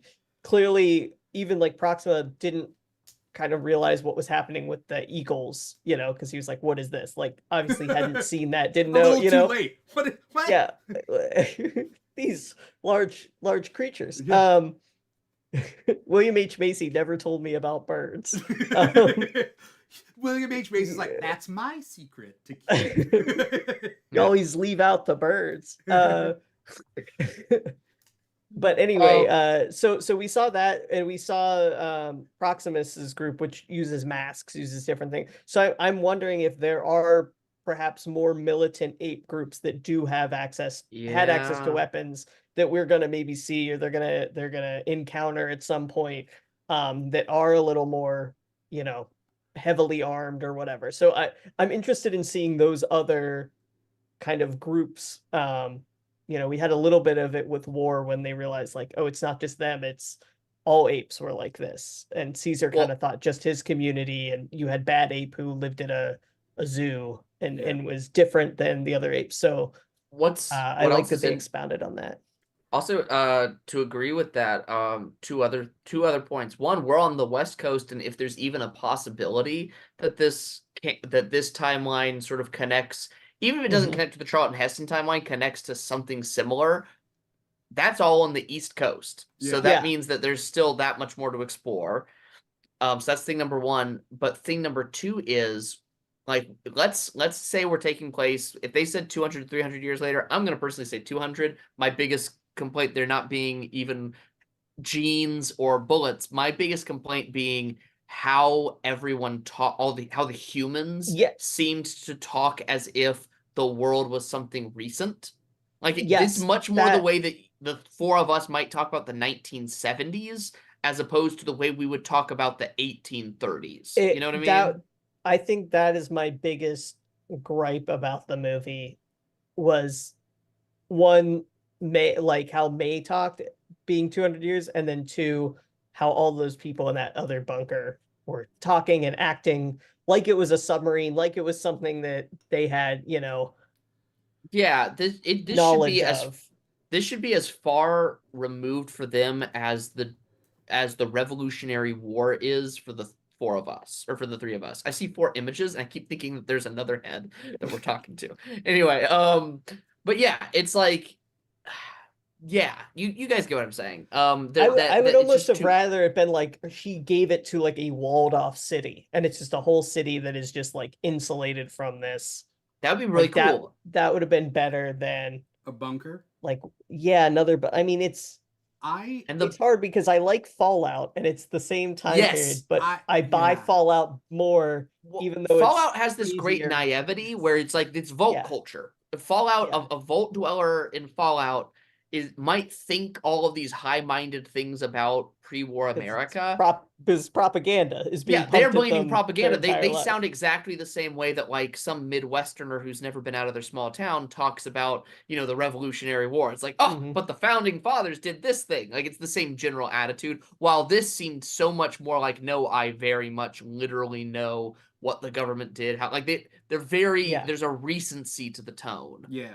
Um, Couple of points that I want to make. One is, although I watched Fallout and everybody likes Fallout and like I liked Fallout, Fallout leaves a bad taste in my mouth. So I just don't like Fallout because of this. I don't know. Maybe it's I don't know. There's something about the story that makes me queasy. And and I will say it's as far supposed as to make you deep. It's supposed to make you deeply uncomfortable. yeah, It Yeah. is. as far as Yeah. like apocalyptic scenarios go, like Fallout to me is like it's fun, but it's also not. I don't know. I don't know. There's something about, and that may be a personal thing with me in Fallout. So when I saw No. this bunker, I just get this bad like feeling about this bunker. Fallout, Again. I'll say this compared to this one, I feel like Planet of the Apes and Fallout exist in an interesting opposition where even though they're so similar, Planet of the Apes seems to criticize humanity in this way where it like believes humanity can do better but isn't. Where it's like humanity, you keep screwing up, and here are the cycles of how you keep messing up. And please do better next time. I'm gonna keep showing you how you mess up. While Fallout seems to come more from this perspective of like people are the fucking worst, or people are the freaking worst. They're Yeah. terrible, and they're gonna Say keep what- making mistakes. And like the point of Fallout is like every time that you think you found the group of people who's great, they're a corrupt fascist organization or they're goofy. And it's like it's deeply cynical. Like it is Yeah. it's hopeful in its other ways where the hope being that you can build a community and work together. Like Fallout deeply believes you can save the future, but you can save the future by retiring to a farm and making a small community that doesn't get anybody's way. It's Yeah. like not by bringing back the government. Yeah. Right. So that's my first point. So I don't like the bunker thing. But also, I mean, just the general idea that in media, in fiction, they don't incorporate the idea that like the English language is forever changing in our world. The English language is forever changing and forever evolving, and there's no one right way to speak English. Like it's about communication, right? It's not about the strict adherence to grammatical syntax, let's just say. But rather, if you go too far back in time, English doesn't sound like English anymore. It may be called English, but it's not. You can't travel 500 years back and like really be able to have this like conversation. Let's 500 years back, 1,000 years back. Like it doesn't work that way. So, but that's just fiction in general. Whenever they travel to the past or the future, they never deal with that problem. So this is only a couple years, and sure, should sound old timey, but they're not old timey. They're now, right? Yeah. So maybe we could say that their language evolved in those 100 years, but keep in mind that their society, I don't know how much time they're spending on art and whatnot. Their society stagnated at the fall of mankind, and they're probably just talking the same way. For the sake of fiction, I can buy that they're talking like 2008 or whenever. Yeah, and my issue isn't so much a linguistic issue, it's that they have this tone around it as if it's something that they both like when she's talking to William H. Macy, about the government went here to hide everything, it sounds much more like the way that I might reference how the Bush administration did something in the early Yeah. 90s. Like, it's got this tone of like, don't you remember? Like, or like, oh, Yeah. I've seen something about this, as opposed to like the way that you might talk about. Well, so back when John Adams was working Yeah. with Thomas Jefferson, because it's really, there's just this little difference in how we use like proper Yeah. nouns and how we like slow down what we're remembering when we're It, referencing something that's that far back in the past. yeah, it's because she says the government as if it's like, oh, and they hid it from every normal person, whatever. And it should be that should be a foreign concept to her of like the government, like a Yeah, very she far says it up like it's her and government, or yeah, yeah. as opposed to like, And well, back when America was still a thing, the American government went or back like there. the people in charge used to hide things down here for later. But the Like bunker is like might a be different way of saying it. the bunker might be connected to that. There might be Yeah. a literal direct thing Right. there where it is. Yeah, but it's just weird. I Yeah. also think too, not that when they sent that communication, like rather than someone in Indiana or like a spaceship, it should have just been like another language. I mean, there are other countries. And like, Yeah. did it affect these other countries? Didn't it? Like we've never seen any of that besides some news snippets and what the humans have said in other things that Yeah. No, I do think we get confirmation that like that the simian flu traveled, because like I think beginning of either Dawn or beginning of War, we get this like visual graphic of yeah, that's true. of the Of the pandemic spreading, which is, by the way, really not, I won't say it's hard to watch post 2020, Yeah. but it hits different. It's the end of when Rise. they were It's the end of Yeah, Rise. when It's the credits. You see it again at the beginning neighbor, of one of the who other is movies, the biggest asshole in the world, a man who is so angry about everything, and they let him fly a plane. That dude is Yeah. a pilot, and then he like is bleeding from his nose, and I assume they're just like, yeah, you can fly, it's fine. Right. Like, Oh yeah. So, yeah, I would also, I agree that by hearing somebody in just Indiana as opposed to like someone in literally any other continent or country, yeah, if it was give like if it was in Russian, if it was in like Farsi or Yeah. Chinese or Japanese, like even if it was like a good day, like anything like that would be like almost 10 times more interesting than what it was. Oh yeah, well, especially if the idea of like the U.S. government hid their stuff in San Diego, how is somebody in Indiana like talking to them? Yeah. Like, who's got these? So it very much reminiscent to me of like the end of the movie Independent, or the third act of the movie Independence Day, where like people from other countries pick up the phone and they're like, "Oh gosh, it's the Americans. We've been waiting for the Americans to save the day." Like, it gives that energy. Yeah. Well, it also makes me think of, and I love the world building in this, and like I want to know more. So I'll be honest, although I rated this a 7 out of 10, I don't think that'll change, but I do have hope that what has been set up in this movie can be expanded in subsequent movies to make this new. I'm not giving up hope on this new whatever. No, not at all. But I'm like, I wish there was more, but at the same time, there can be more in the next one as long as they don't mess it up. And I also think if they do kind of address or answer some of those questions, my thoughts on this one might go up if it's like a satisfying, or an interesting if thing. Like, I don't think that it's ever going to go down, but like it could certainly go up.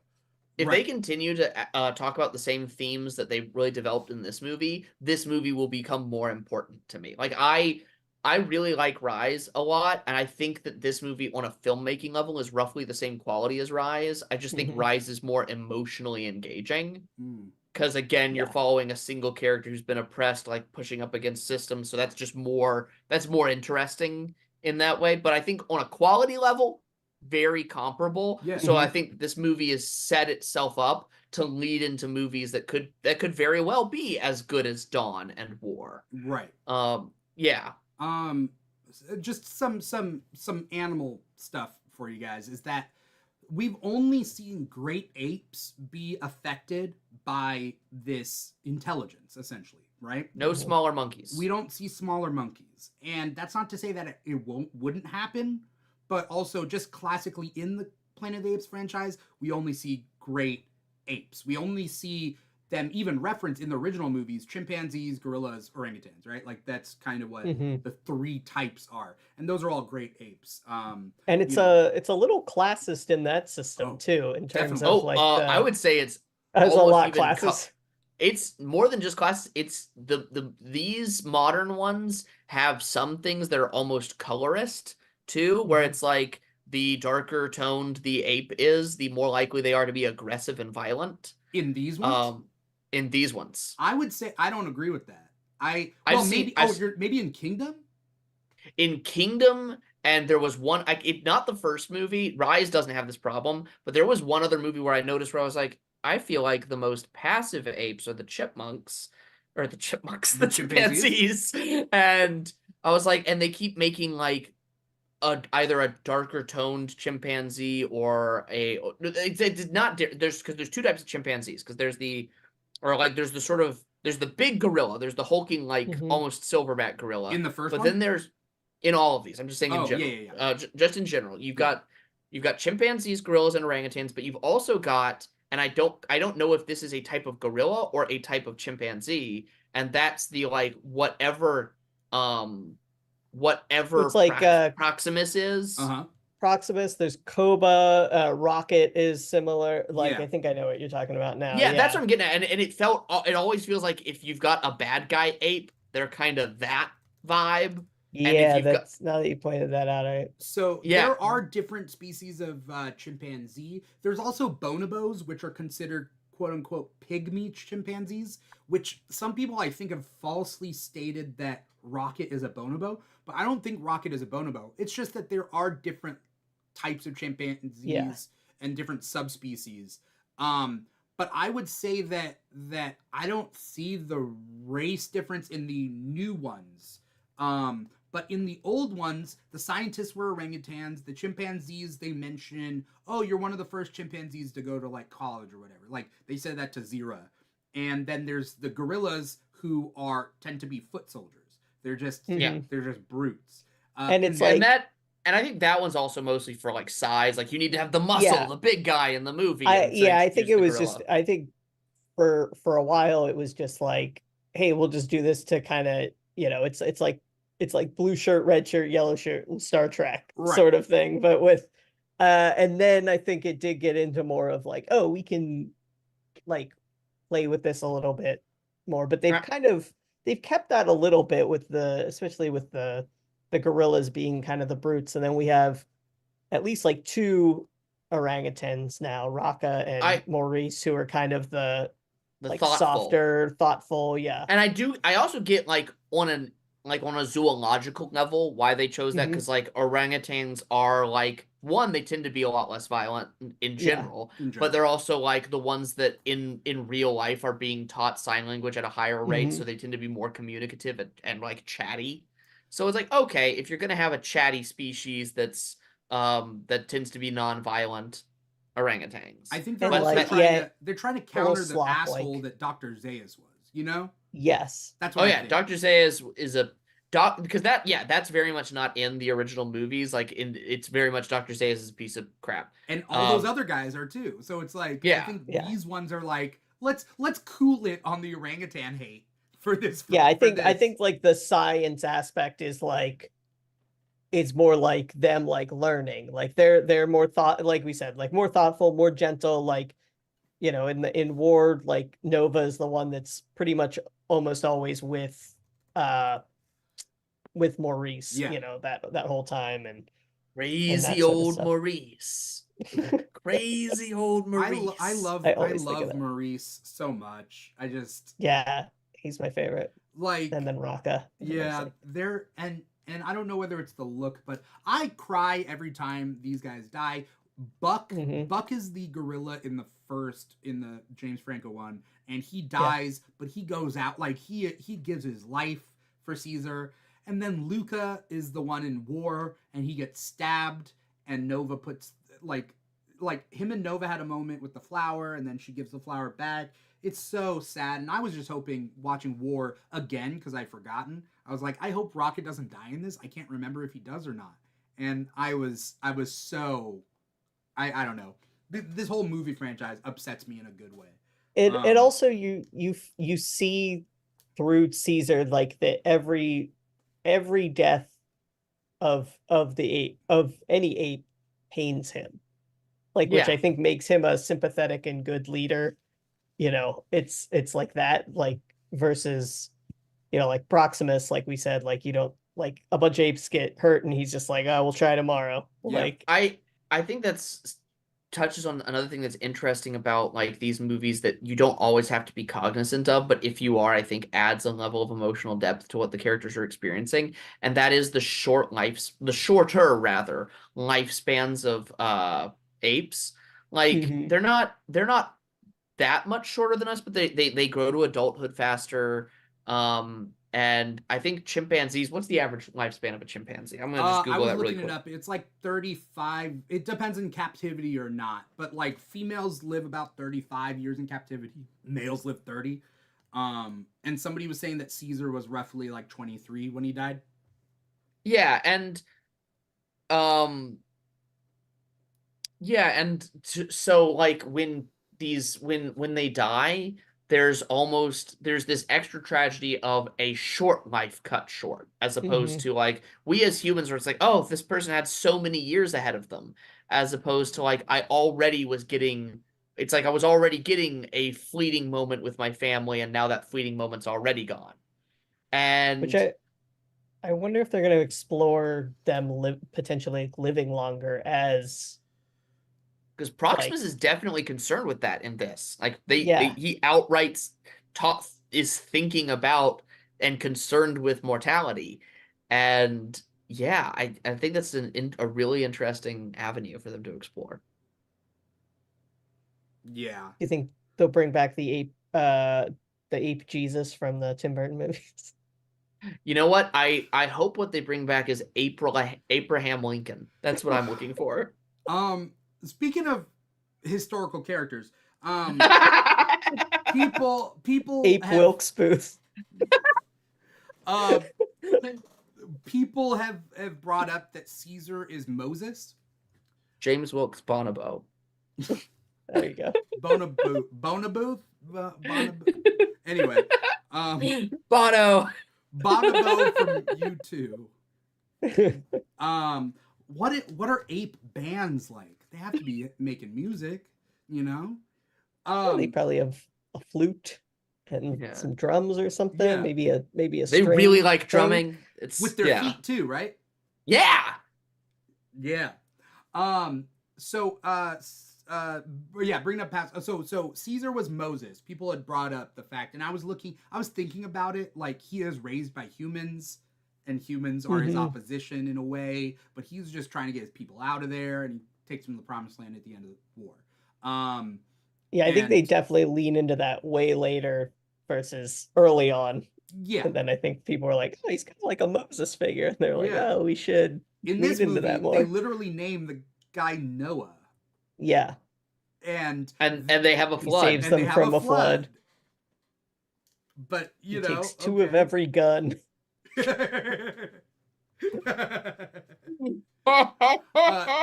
Somebody mentioned the symbolism of the bird that they're as whatnot. I don't know.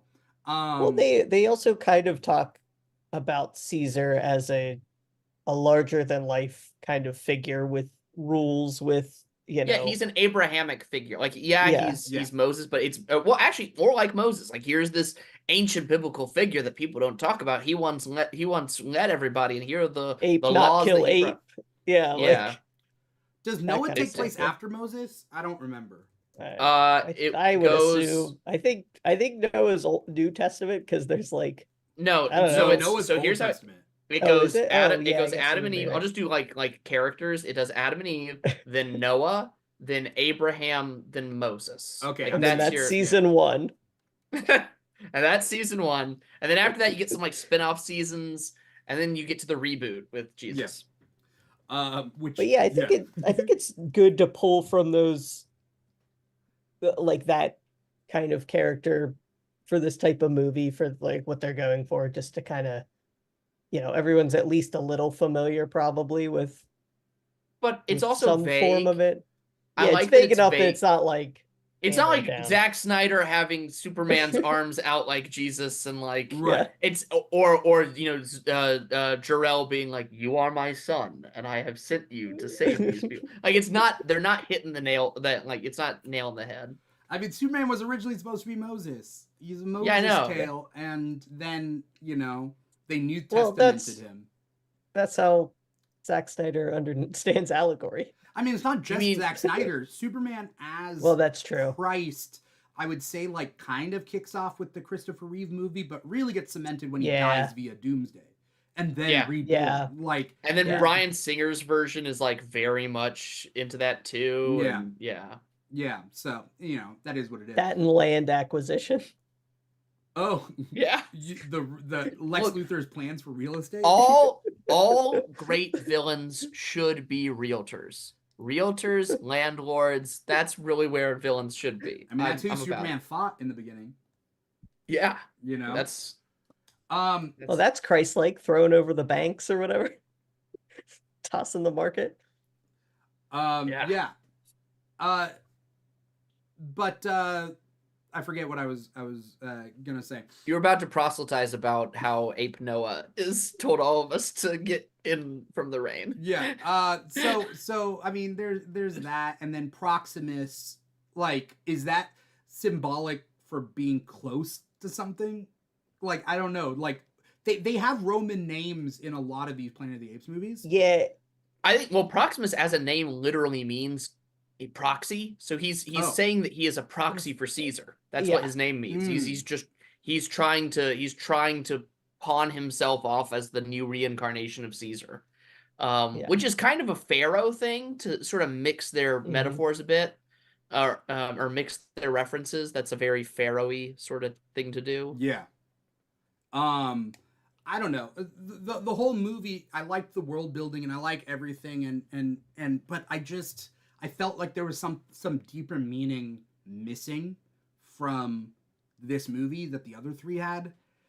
And I want to see it continue, and I think like this is the Disney-fied stuff is like not, they didn't babyfy this, but they did essentially just reopen the box back to like keep playing with the toys in a way. I have a question then for you, Dimithri, just immediately following that up. Do you feel, because here's what I feel like I know what the themes are of this movie and I like them. I do think they're less hard-hitting than the previous movies, but that's also because like the drama itself is less hard-hitting. But the themes of this movie, the ideas of the duplicitousness of humans is a pretty running theme in this one, and the readiness of humans to commit violence, because like she kills William H. Macy fast, like she does not hesitate. And then the third theme is the human supremacy, or like humans believing they have a right to everything. Those are the three themes I feel like this movie really set up: humans having a right to things, quickness to violence, and duplicity. Do you feel like those are simpler themes where it's like this isn't nearly as like specific as the other movies? It's broader, yeah. Like for me, I mean, I like I like the idea that like when May essentially is like, I'm gonna blow the fuse, and the goal is stop Proximus from taking the weapons, but also like, okay, if they get in the way, they get in the way. So like, I like that part. I like the gun at the end. Yeah. I think I wanted, and I like her like not talking and then actually can talk. Like that's also a good callback to the originals, but like a new twist. We're coming off of like a character like the Colonel, who is very complex character that we learned from like very quickly, that like, oh, he's like a guy who's just like a crazy guy who's like, I'm defecting here, I have all these weapons, come get me, because like I'm terrified of this virus. Like she just feels very like a tame character in comparison, and not that she's like the adversary, but like she does feel less, she has less conflict internally. Like she has a goal, she sticks to that goal. The only conflict that she really experiences is meeting Noah. Yeah, no, is meeting Noah and Noah being like a helpful person that she could trust, and Mhm. and realizing I don't even know if we can say she realizes she's wrong, but we Yeah. at least as the audience see that not trusting Noah is wrong. And other than that, we don't see conflict in her. Like Yeah. what makes Woody Harrelson's Colonel so complex in that movie is not just that he's crazy and he's got a traumatized past and all that stuff, but he has respect for Caesar. And Yes. that ingredient, that conflict of having respect Yes. for Caesar makes him deeply Because complex. yeah, and his respect for Caesar is that like it comes from like Caesar's able to control the other and they will listen to him And he regardless has of the value for conditions. leadership. So And he's his like sees that in himself because that's how his Yeah, he has people a are. And value it's around leadership and strength, but also a value around hating apes. And these two values are in conflict, which is where yeah, great drama comes from. We don't know. May has a value of complete mission because humanity is best. She doesn't have a value that contradicts that testably. You know what I mean? She yeah. doesn't have a value to treat apes well. She doesn't have a value to help somebody willing to help her. We don't know what value she could have that is in conflict with her other values. Yeah, I almost wish it was like she was at another bunker, and maybe we don't see the whole thing of this, but we see like the end of it. She was at a bunker, she got one of those things, was taking it back. The apes found her, broke that thing. She escaped, and like so now there's like another thing of like Mm. her having to get another one sort of thing. I have a theory, by I the don't way. I know. don't think she's ever allowed back in the bunker.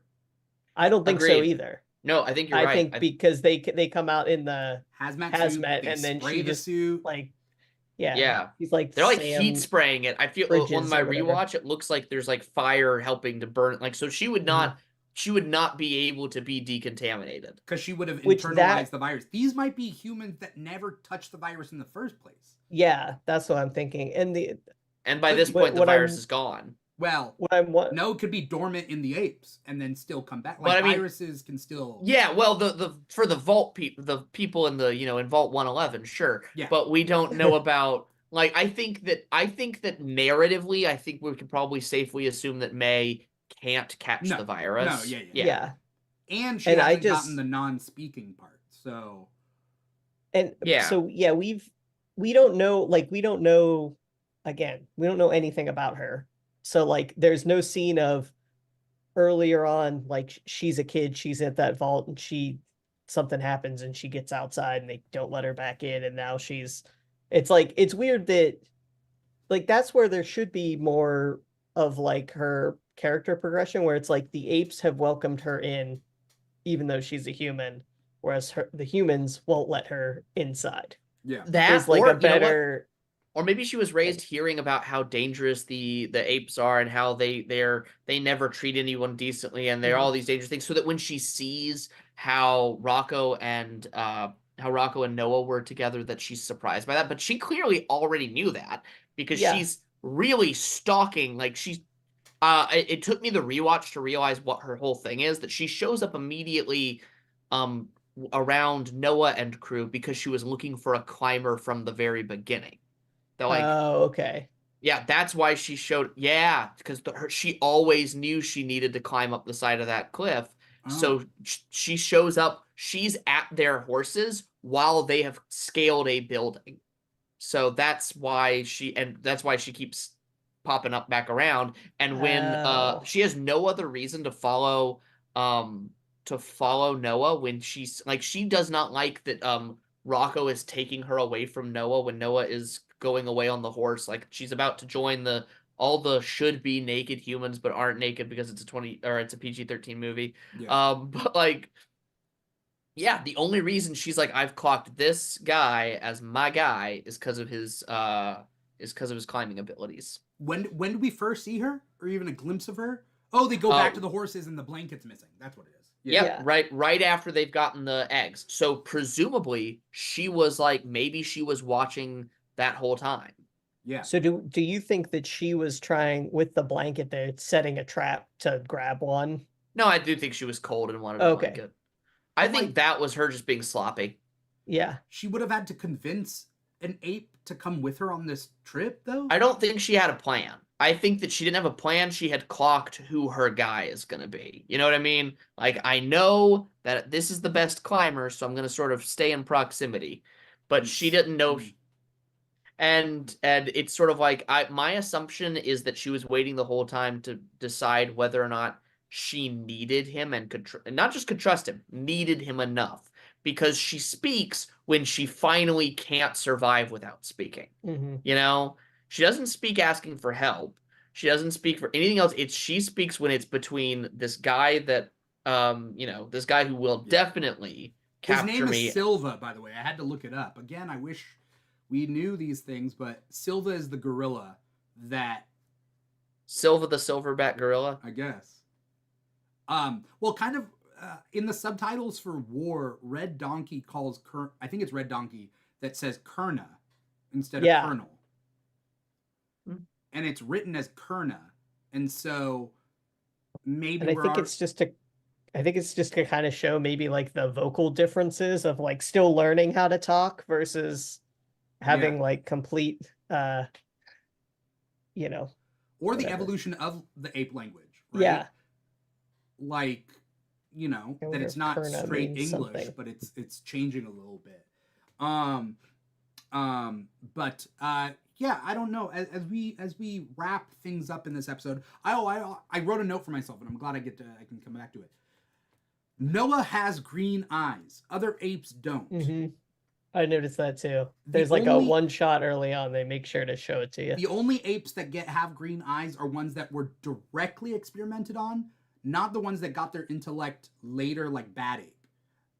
The ones that got their intellect from the virus didn't get the green eyes. The ones that got it from the literal ALZ, whatever number, have green eyes. I'll give you my two theories then. Mm-hmm.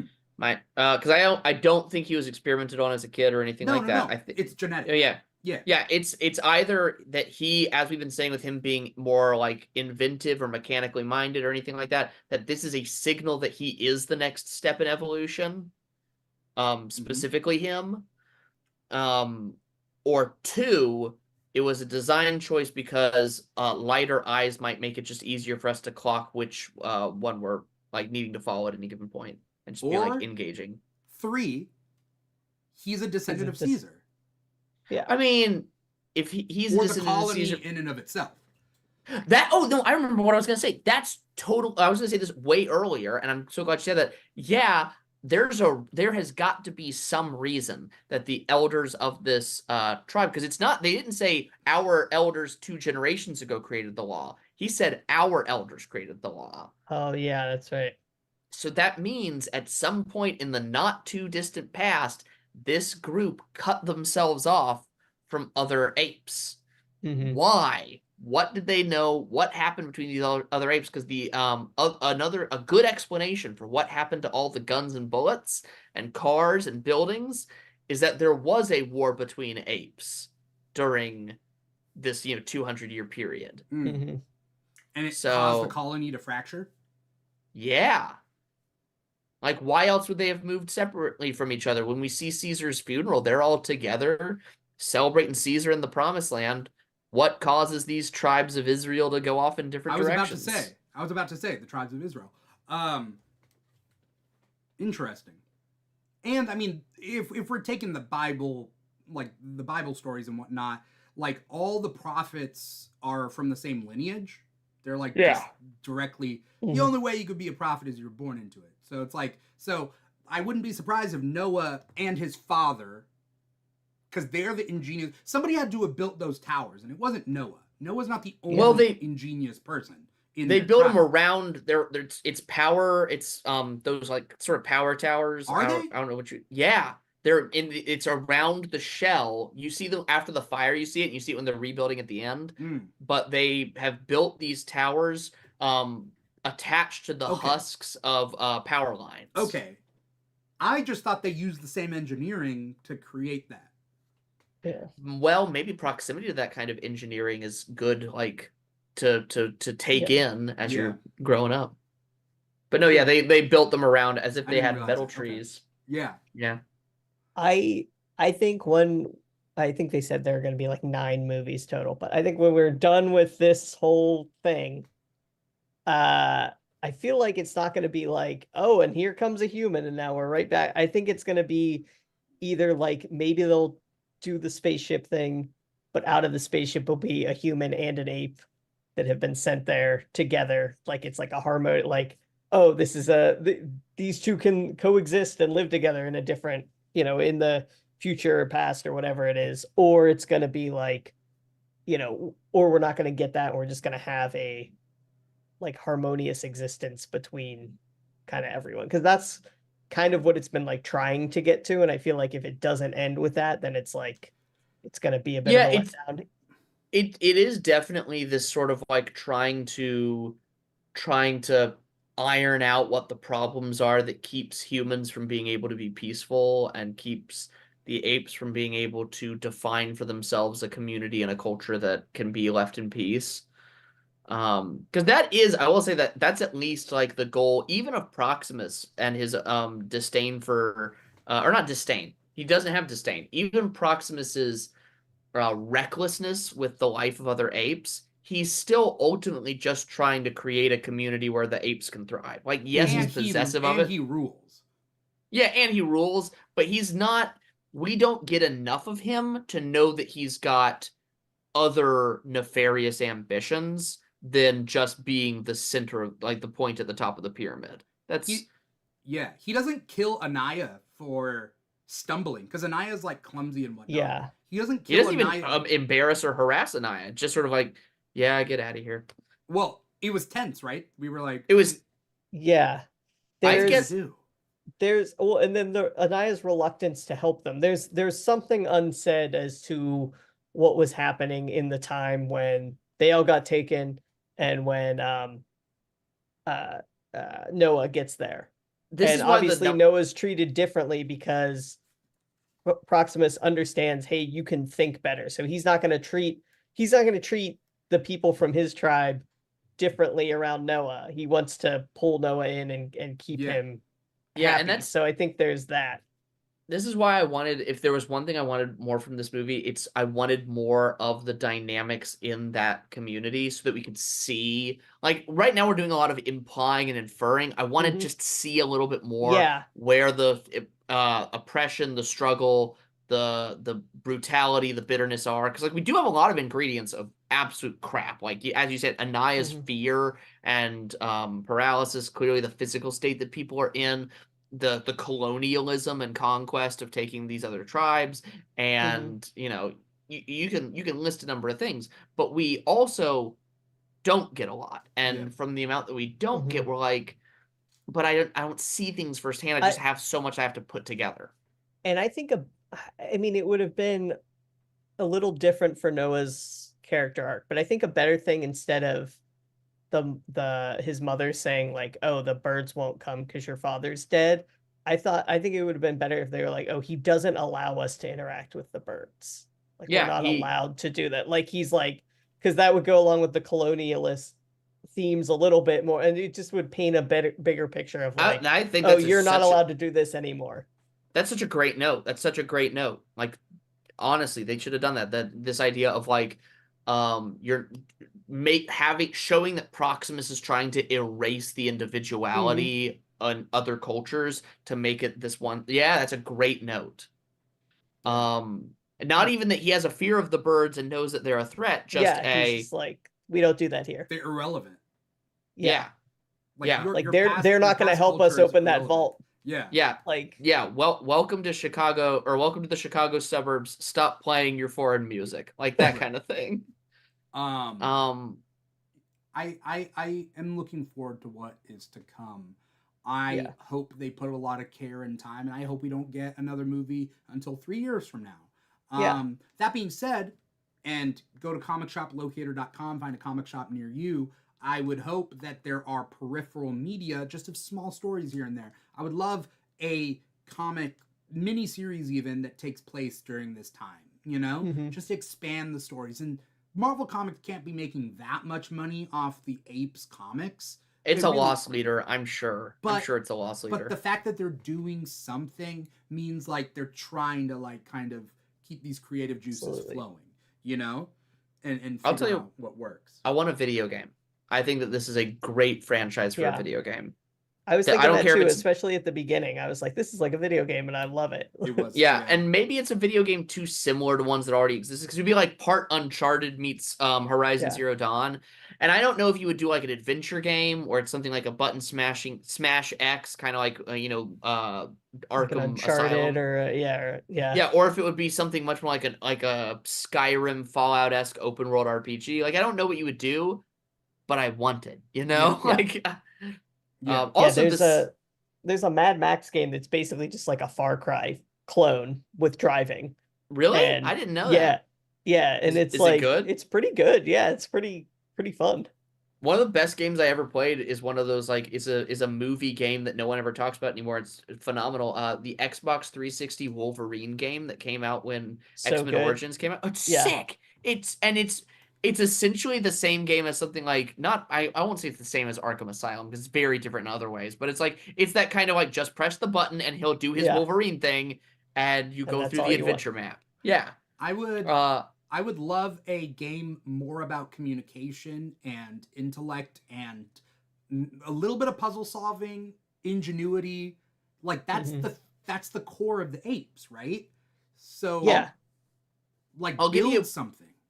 I'll give you a game, because you can't push the lore of the universe too far forward. So I don't think you could build much. But I'll tell you what I would have. I would have a survival game. So open world survival, where the idea is that like things that you have to do throughout the game would be like track some kind of game, some kind of like tracking a bear or whatever. You have to build a little like campsite and stuff. So it's like finding the things that you would need for the campsite, getting it together, and maybe having to find and communicate with a couple other like groups of apes to build a small little community together. Like that's what I would have the game be. I would like I a would Rust add or to that- something. What's that? There's a game called Rust. It's like that, but it's not with apes, obviously. I would add Well, to I need it, apes. because I'm thinking about the thesis of the, like, it has to support the thesis of the movie, and you can set it in a city that we've never seen before, right? Yeah. Like I don't know, it's gonna sound crazy, but like London, like they don't have to speak with British accents, but like we can have like a broken down version of a city, right? It could be anything, Ride a big penny farthing around. you know? They do the Boston Commonwealth, and it's just all of the same map locations from Fallout 4, but apes. Yeah. It would be interesting to have a game like that where as you're progressing and your ape is learning more, you're able to, like, it starts out when anyone is talking, or if you're overhearing humans, you can't make out words. You can only make out so many words. And then as you learn more, it fills it in. Same with like reading signs. Like it's just like it would just be gibberish and almost like get unveiled as you learn more. I can give you a pitch that also hits Dimithri, as you were saying, with sort of the themes of the movie franchise. Well, I was gonna say real quick, Apes Together Strong should be part of the, like, create a party that is like each character in your party is a little bit different, right? You have a gorilla in your party, you have an orangutan, like you have that, but Apes Together Strong, Like you have to work RPG type thing. In a way, yeah. An action okay. RPG. That's what it's called. It's called Planet of the Apes: Apes Together Strong. That's probably what the full title is. I'll give you two more functionality pitches that both go off of what Dimithri says. So first, so you're on an adventure. I'm going to give you two parts, the human part and the ape part. The human part is that at the beginning of the game, something is stolen from your group, like stolen from where you live with the other apes, and you have no idea what this thing was. Like you lived in an area near like a museum or something, and you find out over the course of the game that it's like some kind of like nuclear thing, or like it was something dangerous. But the point is, you don't know what it was. All you know is it was from like a holy part in your little sacred village. So you're gonna be the brave ape who goes after the humans who you don't know can speak until like a third of the way through the game. And then the ape components, that's the human component, and they've got some kind of dastardly plan. But the ape component is Apes Together Strong. You've got to have a team of like 4, maybe 5, like 4 or 5 apes. But you meet tons of apes throughout the game, and what you do is you constantly have to choose which apes are going to be in your party. But as you're letting apes go, you can let apes go by setting them up for success with another clan that you've run across, or like maybe fast traveling backwards to set them at your home clan. You could leave them under bad circumstances where you're like, I had a fight with this ape, and so I've left them over at the cliffs, and I'm not going to talk to them anymore. Or third is like the ape dies, which is something you don't want because, again, Caesar's teachings of, You ape could not have killing a ape. like a morality level, like if you're Yeah, killing there's apes ape and karma. then some of the apes don't want to be in your party and they leave and like Yeah, ape karma. Ape Yeah. Caesar, you can call it the Caesar scale. It's like, how Yeah. Caesar-like have you been? It could be like you also, if you And can spend time that getting to know it's and the train window with. in white and window in black. That's the scale. Yeah. Yes. Sorry, Dimithri. Or the different sections of the window. Oh, That yeah, should, they like, get as it colored in. fills, that should be your Yeah. health bar. Yeah. I mean, these are great ideas. I also what was I saying? Oh, if you spend the time to train and get to know interpersonally with other apes, you can create bonds, Yeah. and that Yeah. will affect you in different ways. But I do think the theme of Ape Together Strong matters. I also think that you could have literally the first part of the game, just the first scene, the first mission, be a human running through like all-out war between apes and humans with something in hand, and then no matter what you do, you get to the end point and you die no matter what, and then like you not fossilize, but like you decay with still this thing, and then it cuts to the like now you're at the main story. Time has passed. Yeah. You know what I mean? That's cool. I just realized where the third movie in this franchise is going, guys. I just realized that if there's gonna be 9, I know where the third movie's going. I have yet to find anything warranting 9. It says it's the beginning of a new trilogy, so we at least. Well, get either way, I know where it's ending. I think I figured out Okay. where it's ending. Whether this is the next movie or the last one, I think this is my guess. I could be totally wrong. Here's my spoilery prediction. My prediction is that we have unintentionally, accurately surmised that there was a battle between the apes in the 200-year span. Okay, that's some kind of fissure. I think it got really bad, and you see how there is more destruction in these cities than just abandonment, right? Like abandonment, global warming, sure, but there's more than that. And my wonder now is, what if the apes had been bombing each other? Like, the humans were underground, and the reason that there aren't more armaments is the apes have been bombing each other. So the one thing that we haven't really cyclically tried to return to is that moment of, like, you maniacs, you blew it up, which I don't think the ape would say, but that realization of, like, holy crap, my people did this, could be something we're leading towards. Yeah, I think the theme, or like some themes that seem to continue, especially in these 4 movies, is that every time ape society wants to start anew, it is never anew. Like, Caesar gets his teachings from his good relationship with man. Koba gets his teachings from the bad relationship from man. Proximus is getting his teachings from mankind's books and Caesar's teaching, which are then skewed. Like like humanity can't start over ourselves. Apes can't start over because they're from humanity.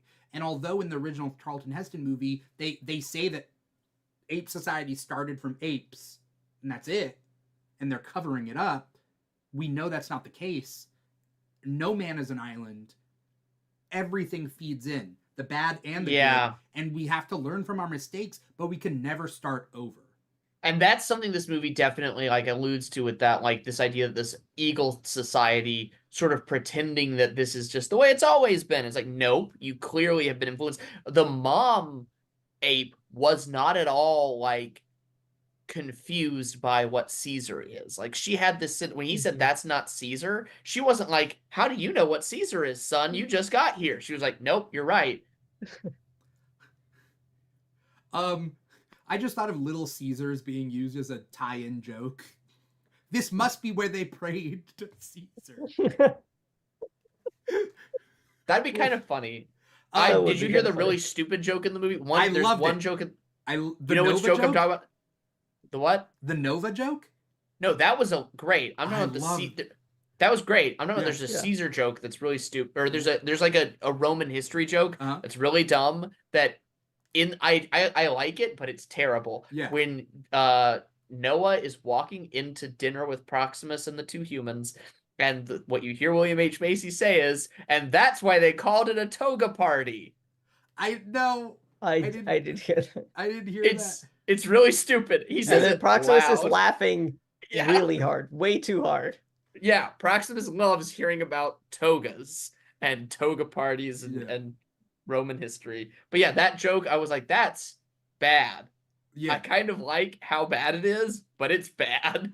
I would love the idea that William H. Macy threw that in. He was just like, I'm just gonna do this joke, you know. Maybe this joke will help my kid pay for college. Yeah, or no, yeah, because he was the college scandal. Yeah. I like the thing because the problem with the cycle thing is like it's repetitive. Cycles are repetitive, and so like it gets boring after a while. So when Rocco was like, "We'll name her Nova," and then he was like, I don't know why. We name all of them. We name all of them Nova. It's from Caesar's time. I don't understand it. Yeah, that's so funny. It's so good because I was like, that's boring and repetitive. I was like, another. This movie does a great job of reinventing cycles. Like again, like with the silence being with a different context, or the speaking thing, the hidden silence and the speaking being from a different context. Frankly, this is the first movie where a human is like not just a villain. Like obviously the Colonel was a villain in the last one, but this time he has the excuse of having been driven mad by his circumstances. This is the first time we get a human villain just because she's a dick. Like she's just, willing to kill immediately, doesn't really care about anybody but her own goals. Like this is inarguable. Like we root for her a little bit because she's human, and we're like, oh, I hope the human gets her thing. But then you're like, man, that human was bad about every single choice she made. Yeah. But yeah, I think this is the first movie to do that part of the cycle and to really not give us a hopeful human at all. Yeah. I mean, I would hope that they connect again later, but at this moment, The thing that would have been interesting for me is if she needed that thing to be able to go back home, if she kept saying that, and then when she gets there, they're like, no, you can't come back in. Would have been a way better arc for her. Oh yeah, you've pitched me on several things that if they had added that little thing, maybe when she said, let's say when she talked about her mom and she's like, my mom's gone. What if she said my mom is somewhere where I'm not allowed to see her, but when I've finished this, then I can. Then we'd be like, oh man, or great. Very simply, I'll see her again, and it could just mean anything, right? Yeah. It could mean in death, in not, and it alludes to that hope that if she went, that's the other thing. If she went to step into that thing, and then one of those, they had two hazmat people, and one stopped, and the other pulled up a gun, and then she was just couldn't go back in because she's left to do this mission. I love the idea. That's kind of what was missing. I wanted a human to pull a gun on a human. Mm-hmm. You know what I mean? Humanity still is selfish. We want to believe that those people in the bunker are there to they're going to make friends and create a community again and be great, but they're still beholden to the past, which is a constant thing going through all these movies. Is that Well, she does a little. I like that we didn't get a gun pulled from human to human, but we did get her killing William H. Macy behind his back, and I thought that was such a great, the moment she did that, I was like, oh, we've been totally misunderstanding who this character is. I thought it was so weird, because up until that point, he's he doesn't say, I'm going to turn you in. He's just you're going to get caught and it's going to go badly for you. Mm-hmm. He could have turned her in, and that's her calculation. I'm sure she's I got to remove the possibility. Right. But before that point, he's only been generous. They disagree, but it's hey, this is gonna go well for you if you come with me. This will to help ingratiate you to these leaders. He tried to explain things that can help her. He's not been worthy of killing. He hasn't done anything murderous. And he could easily have been, because he could have viewed Maya coming there and being able to speak and being able to read as a threat to him directly. Yeah. Which Of he like, doesn't. oh, Yeah, they don't and need. Yeah, so there was none of that. Like, but He that's also wasn't creepy. I wasn't No. sure if he was like, you know. he wasn't pervy. You know, he wasn't. I He assumed he wasn't gonna be just because like of the era of movie we're in, but at the same time, it was like there was a section where I'm like, is he? Like, is he? He could have been pervy in this era, but then as long as Yeah. he's not the He's a good guy. villainous. Yeah, Yeah. yeah. Yeah, he couldn't have flirted with her just like casually, like, well, we're here together now. Like, he couldn't have Yeah. been just offhanded. Yeah. The But yeah, random Charlton Heston Nova stuff in the first movie is just like, I shall give you a woman. She is mine now. That movie's rated And G, which is the craziest thing. He rolls with it so much. He's like, thank you for this infantile woman who cannot speak. I will get it on every night. Right. Like, and then the next astronaut, honestly, okay, hold on. Have both of you seen Beneath the Planet of the Apes? I watched a YouTube thing about it. I actually like Beneath the Planet as a movie. Like, so as a I like piece the of ideas, history, I don't like the execution. I think the character is better. I think the main character in Beneath is a much, because he shows up and he's like, Taylor in that movie, Charlton Heston's character is like straight up on a murderous rampage to like get rid of this planet of apes. And the other astronaut shows up and he's like, what have I stumbled into? And like the good guy apes, I can't remember their names again, Cornelius are like and Zira. yeah, they're like, our poor Bright Eyes is missing. Can you help us? Like this kind of vibe. And yeah, so you meet a much better character, and this guy meets Nova and isn't creepy about it at all. He's like, oh, okay, a woman. Hi. Like, let's find something that makes sense. He also looks like Charlton Heston, which is bizarre. A bizarre choice to cast a guy who looks just like to, right? They couldn't get Charlton Heston until yes, they could. At the Beneath end, right? He wanted to die, and he only wanted to film for so many days. He only wanted to be in the beginning, and they said, "How about the beginning and you die at the end?" And he said, "Fine, as long as it's not more days of filming." So he was like only on set for like it's like less than a week. It's like a crazy amount, like 3 days. I did not know that. That's fantastic. So, and it works out. It works out because again, Taylor's terrible. Like, I like the way Charlton Heston delivers lines. Like, it's got a very, like, movie quality. Like, get your damn paws off me. Like, that's very memorable way to talk. That doesn't mean he's a good person. Yeah. Right. Yeah. Closing up this episode and, like, what we're hoping to see in the future is, like, I hope the stuff set up in this movie can make the following movies better. And by, not by comparison, but by expanding on the things, which is, I'm not getting off topic here. I've been rewatching the X-Men movies, and each movie is, the old joke was that each X-Men movie is in its own universe, because they contradict each other all the time, and things they set up in one don't continue. You could see, whatever. That's the separate thing. What I wouldn't, and we see it in the most recent trilogy of Star Wars. They set up things in The Last Jedi that they completely change in Rise of Skywalker to its detriment. Even Force Awakens, where it's like, we're going to answer these questions in Force Awakens. It's like, these questions went nowhere. Yeah. But, there's Force Awakens, then they run out of gas, and then it's Pirates of the Caribbean in space. Like, those are the 3 movies. And you know what? So, funny you should say that. Pirates of the Caribbean has that exact same problem. There's a thing that I watch or I look out for in Disney movies, which is the who copied who effect. Like, you clearly have this idea that different franchises are walking into each other's like pre-production rooms going, hey, I should use that. And like for Star Wars in Force Away, or no, in Rise of Skywalker, it's very clear that they're doing Endgame in the ending. Like, it's very clearly the end of Endgame with the everyone has shown up in their ships, and we're all here for the battle in the same vibe.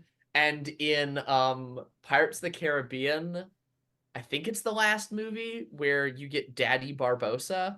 The way that Barbossa spoilers for anybody who's never seen that Pirates of the Caribbean movie, it's not good.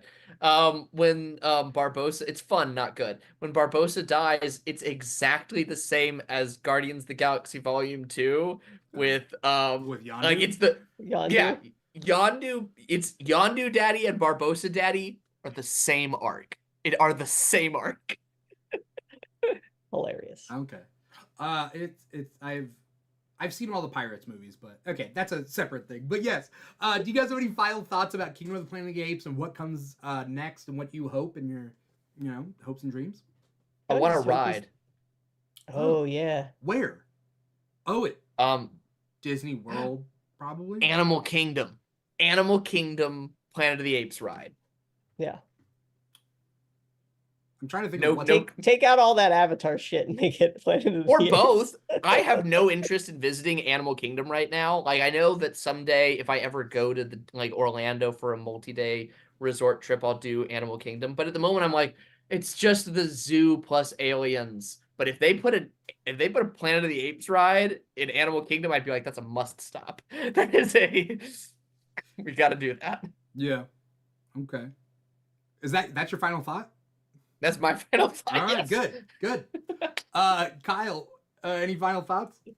No, I'm just excited for more movies. I hope they keep was it Rick Jaffa and Amanda Silver? They've written co-written all the new ones. They're Really? great. Has it been the same writers this whole time? So there have been a few like Matt Reeves and one of his writers co-wrote a few of them, but all four have been baseline Rick Jaffa and Amanda Silver. They're a husband and wife writing team, and they I know their son. He's cool. So yeah, but it's awesome. They did the newest Avatar too. That's really cool. So- They also did a movie that I just immediately Googled because I was like, I gotta know more about this Amanda Silver and Rick Jaffa. And they worked on, I'm trying to figure out how they worked on it, but they worked on a movie that I always think is like incredibly underrated and forgotten from the 90s called Relic.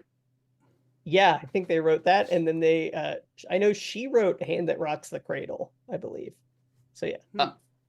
They got did some credit. Mulan, so not Yeah. everything can be a jam. Yeah. She did Jurassic World, which I like more than a lot of other film bros. Yeah. I like Jurassic World. Yeah. I'm with you. Cool. I think this is the perfect franchise not to squeeze all the life out of, but to let continue. I think this could continue ad infinitum. Like great, Yeah. as long as you don't overdo it. Yeah. I have no I don't problem with want this I don't want continue. 3 Apes movies a year. No. I just No. want one every 3 years. Yeah. And 2 Disney Plus shows a year. Yeah. Right. Right. The Rise of Koba. I'm No, cool with it's- like peripheral media though. Some peripheral stuff. Yeah. Yeah, Yeah, do some as long as it's comics good. too. A book, a novel. Yeah. Throw it out. A young adult novel. Just an AO3 page entirely on its own. I'm sure. Thank you guys so much for coming on the show. We went even over time. I know we started late, but I think we went even later than we started. So, thank you guys so much for coming on the show, talking with all of us about Kingdom of the Planet of the Apes and whatnot. Before we get going, where can I find you? What do you got coming up? Anything you want to plug? Nathan? You can find me on TikTok and Instagram at The Favoring Wind. You can find me on other apps, but who cares about those? And keep an eye out throughout the year. I'm going to be working on some short films, working on some other projects, talking about the process of screenwriting and filmmaking and getting into film industry stuff. So just follow me for creative and pop culture adventures. Awesome.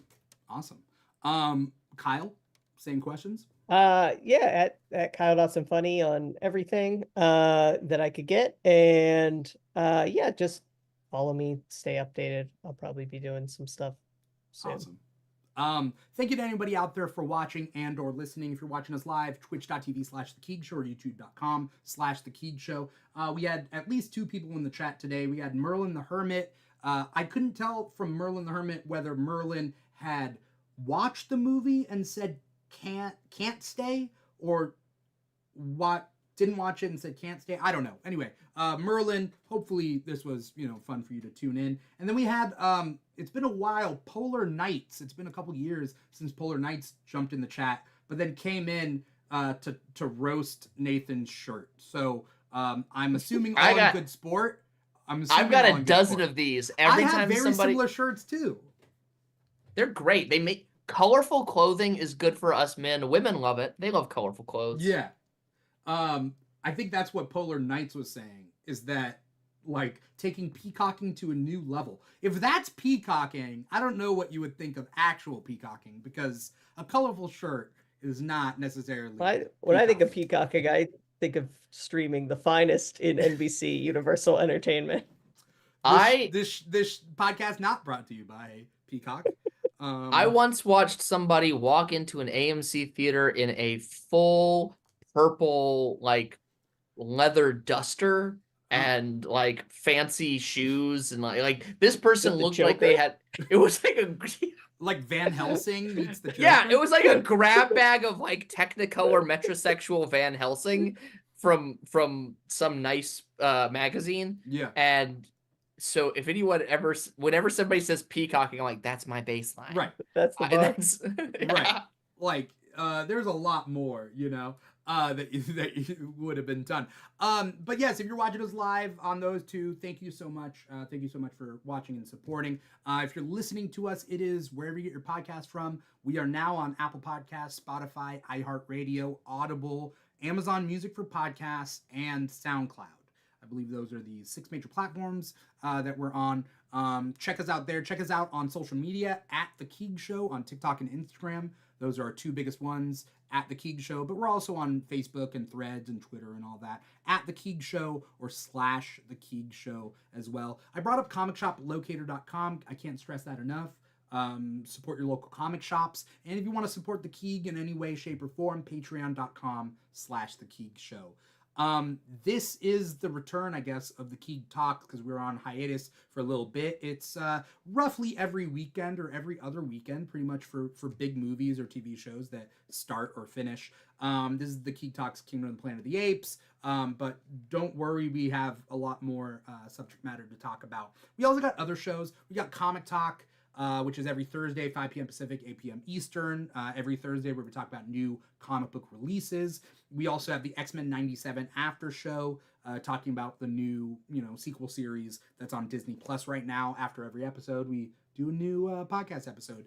And then we have a monthly X-Men podcast called State of X. So there's a lot there. You don't need to memorize it. Just follow us on TikTok and Instagram, and that's probably the easiest way to keep up with what we have going on. Thank you again, Nathan, and thank you again, Kyle, so much for coming on here on a Sunday, to talk about Kingdom of the Planet of the Apes. Yeah, that's pretty much it. Thank you guys so much for watching and or listening. Once again, I'm your host, Dimithri Perera, and this has been the Keeg Talks, Kingdom of the Planet of the Apes. Take care, everybody. Bye.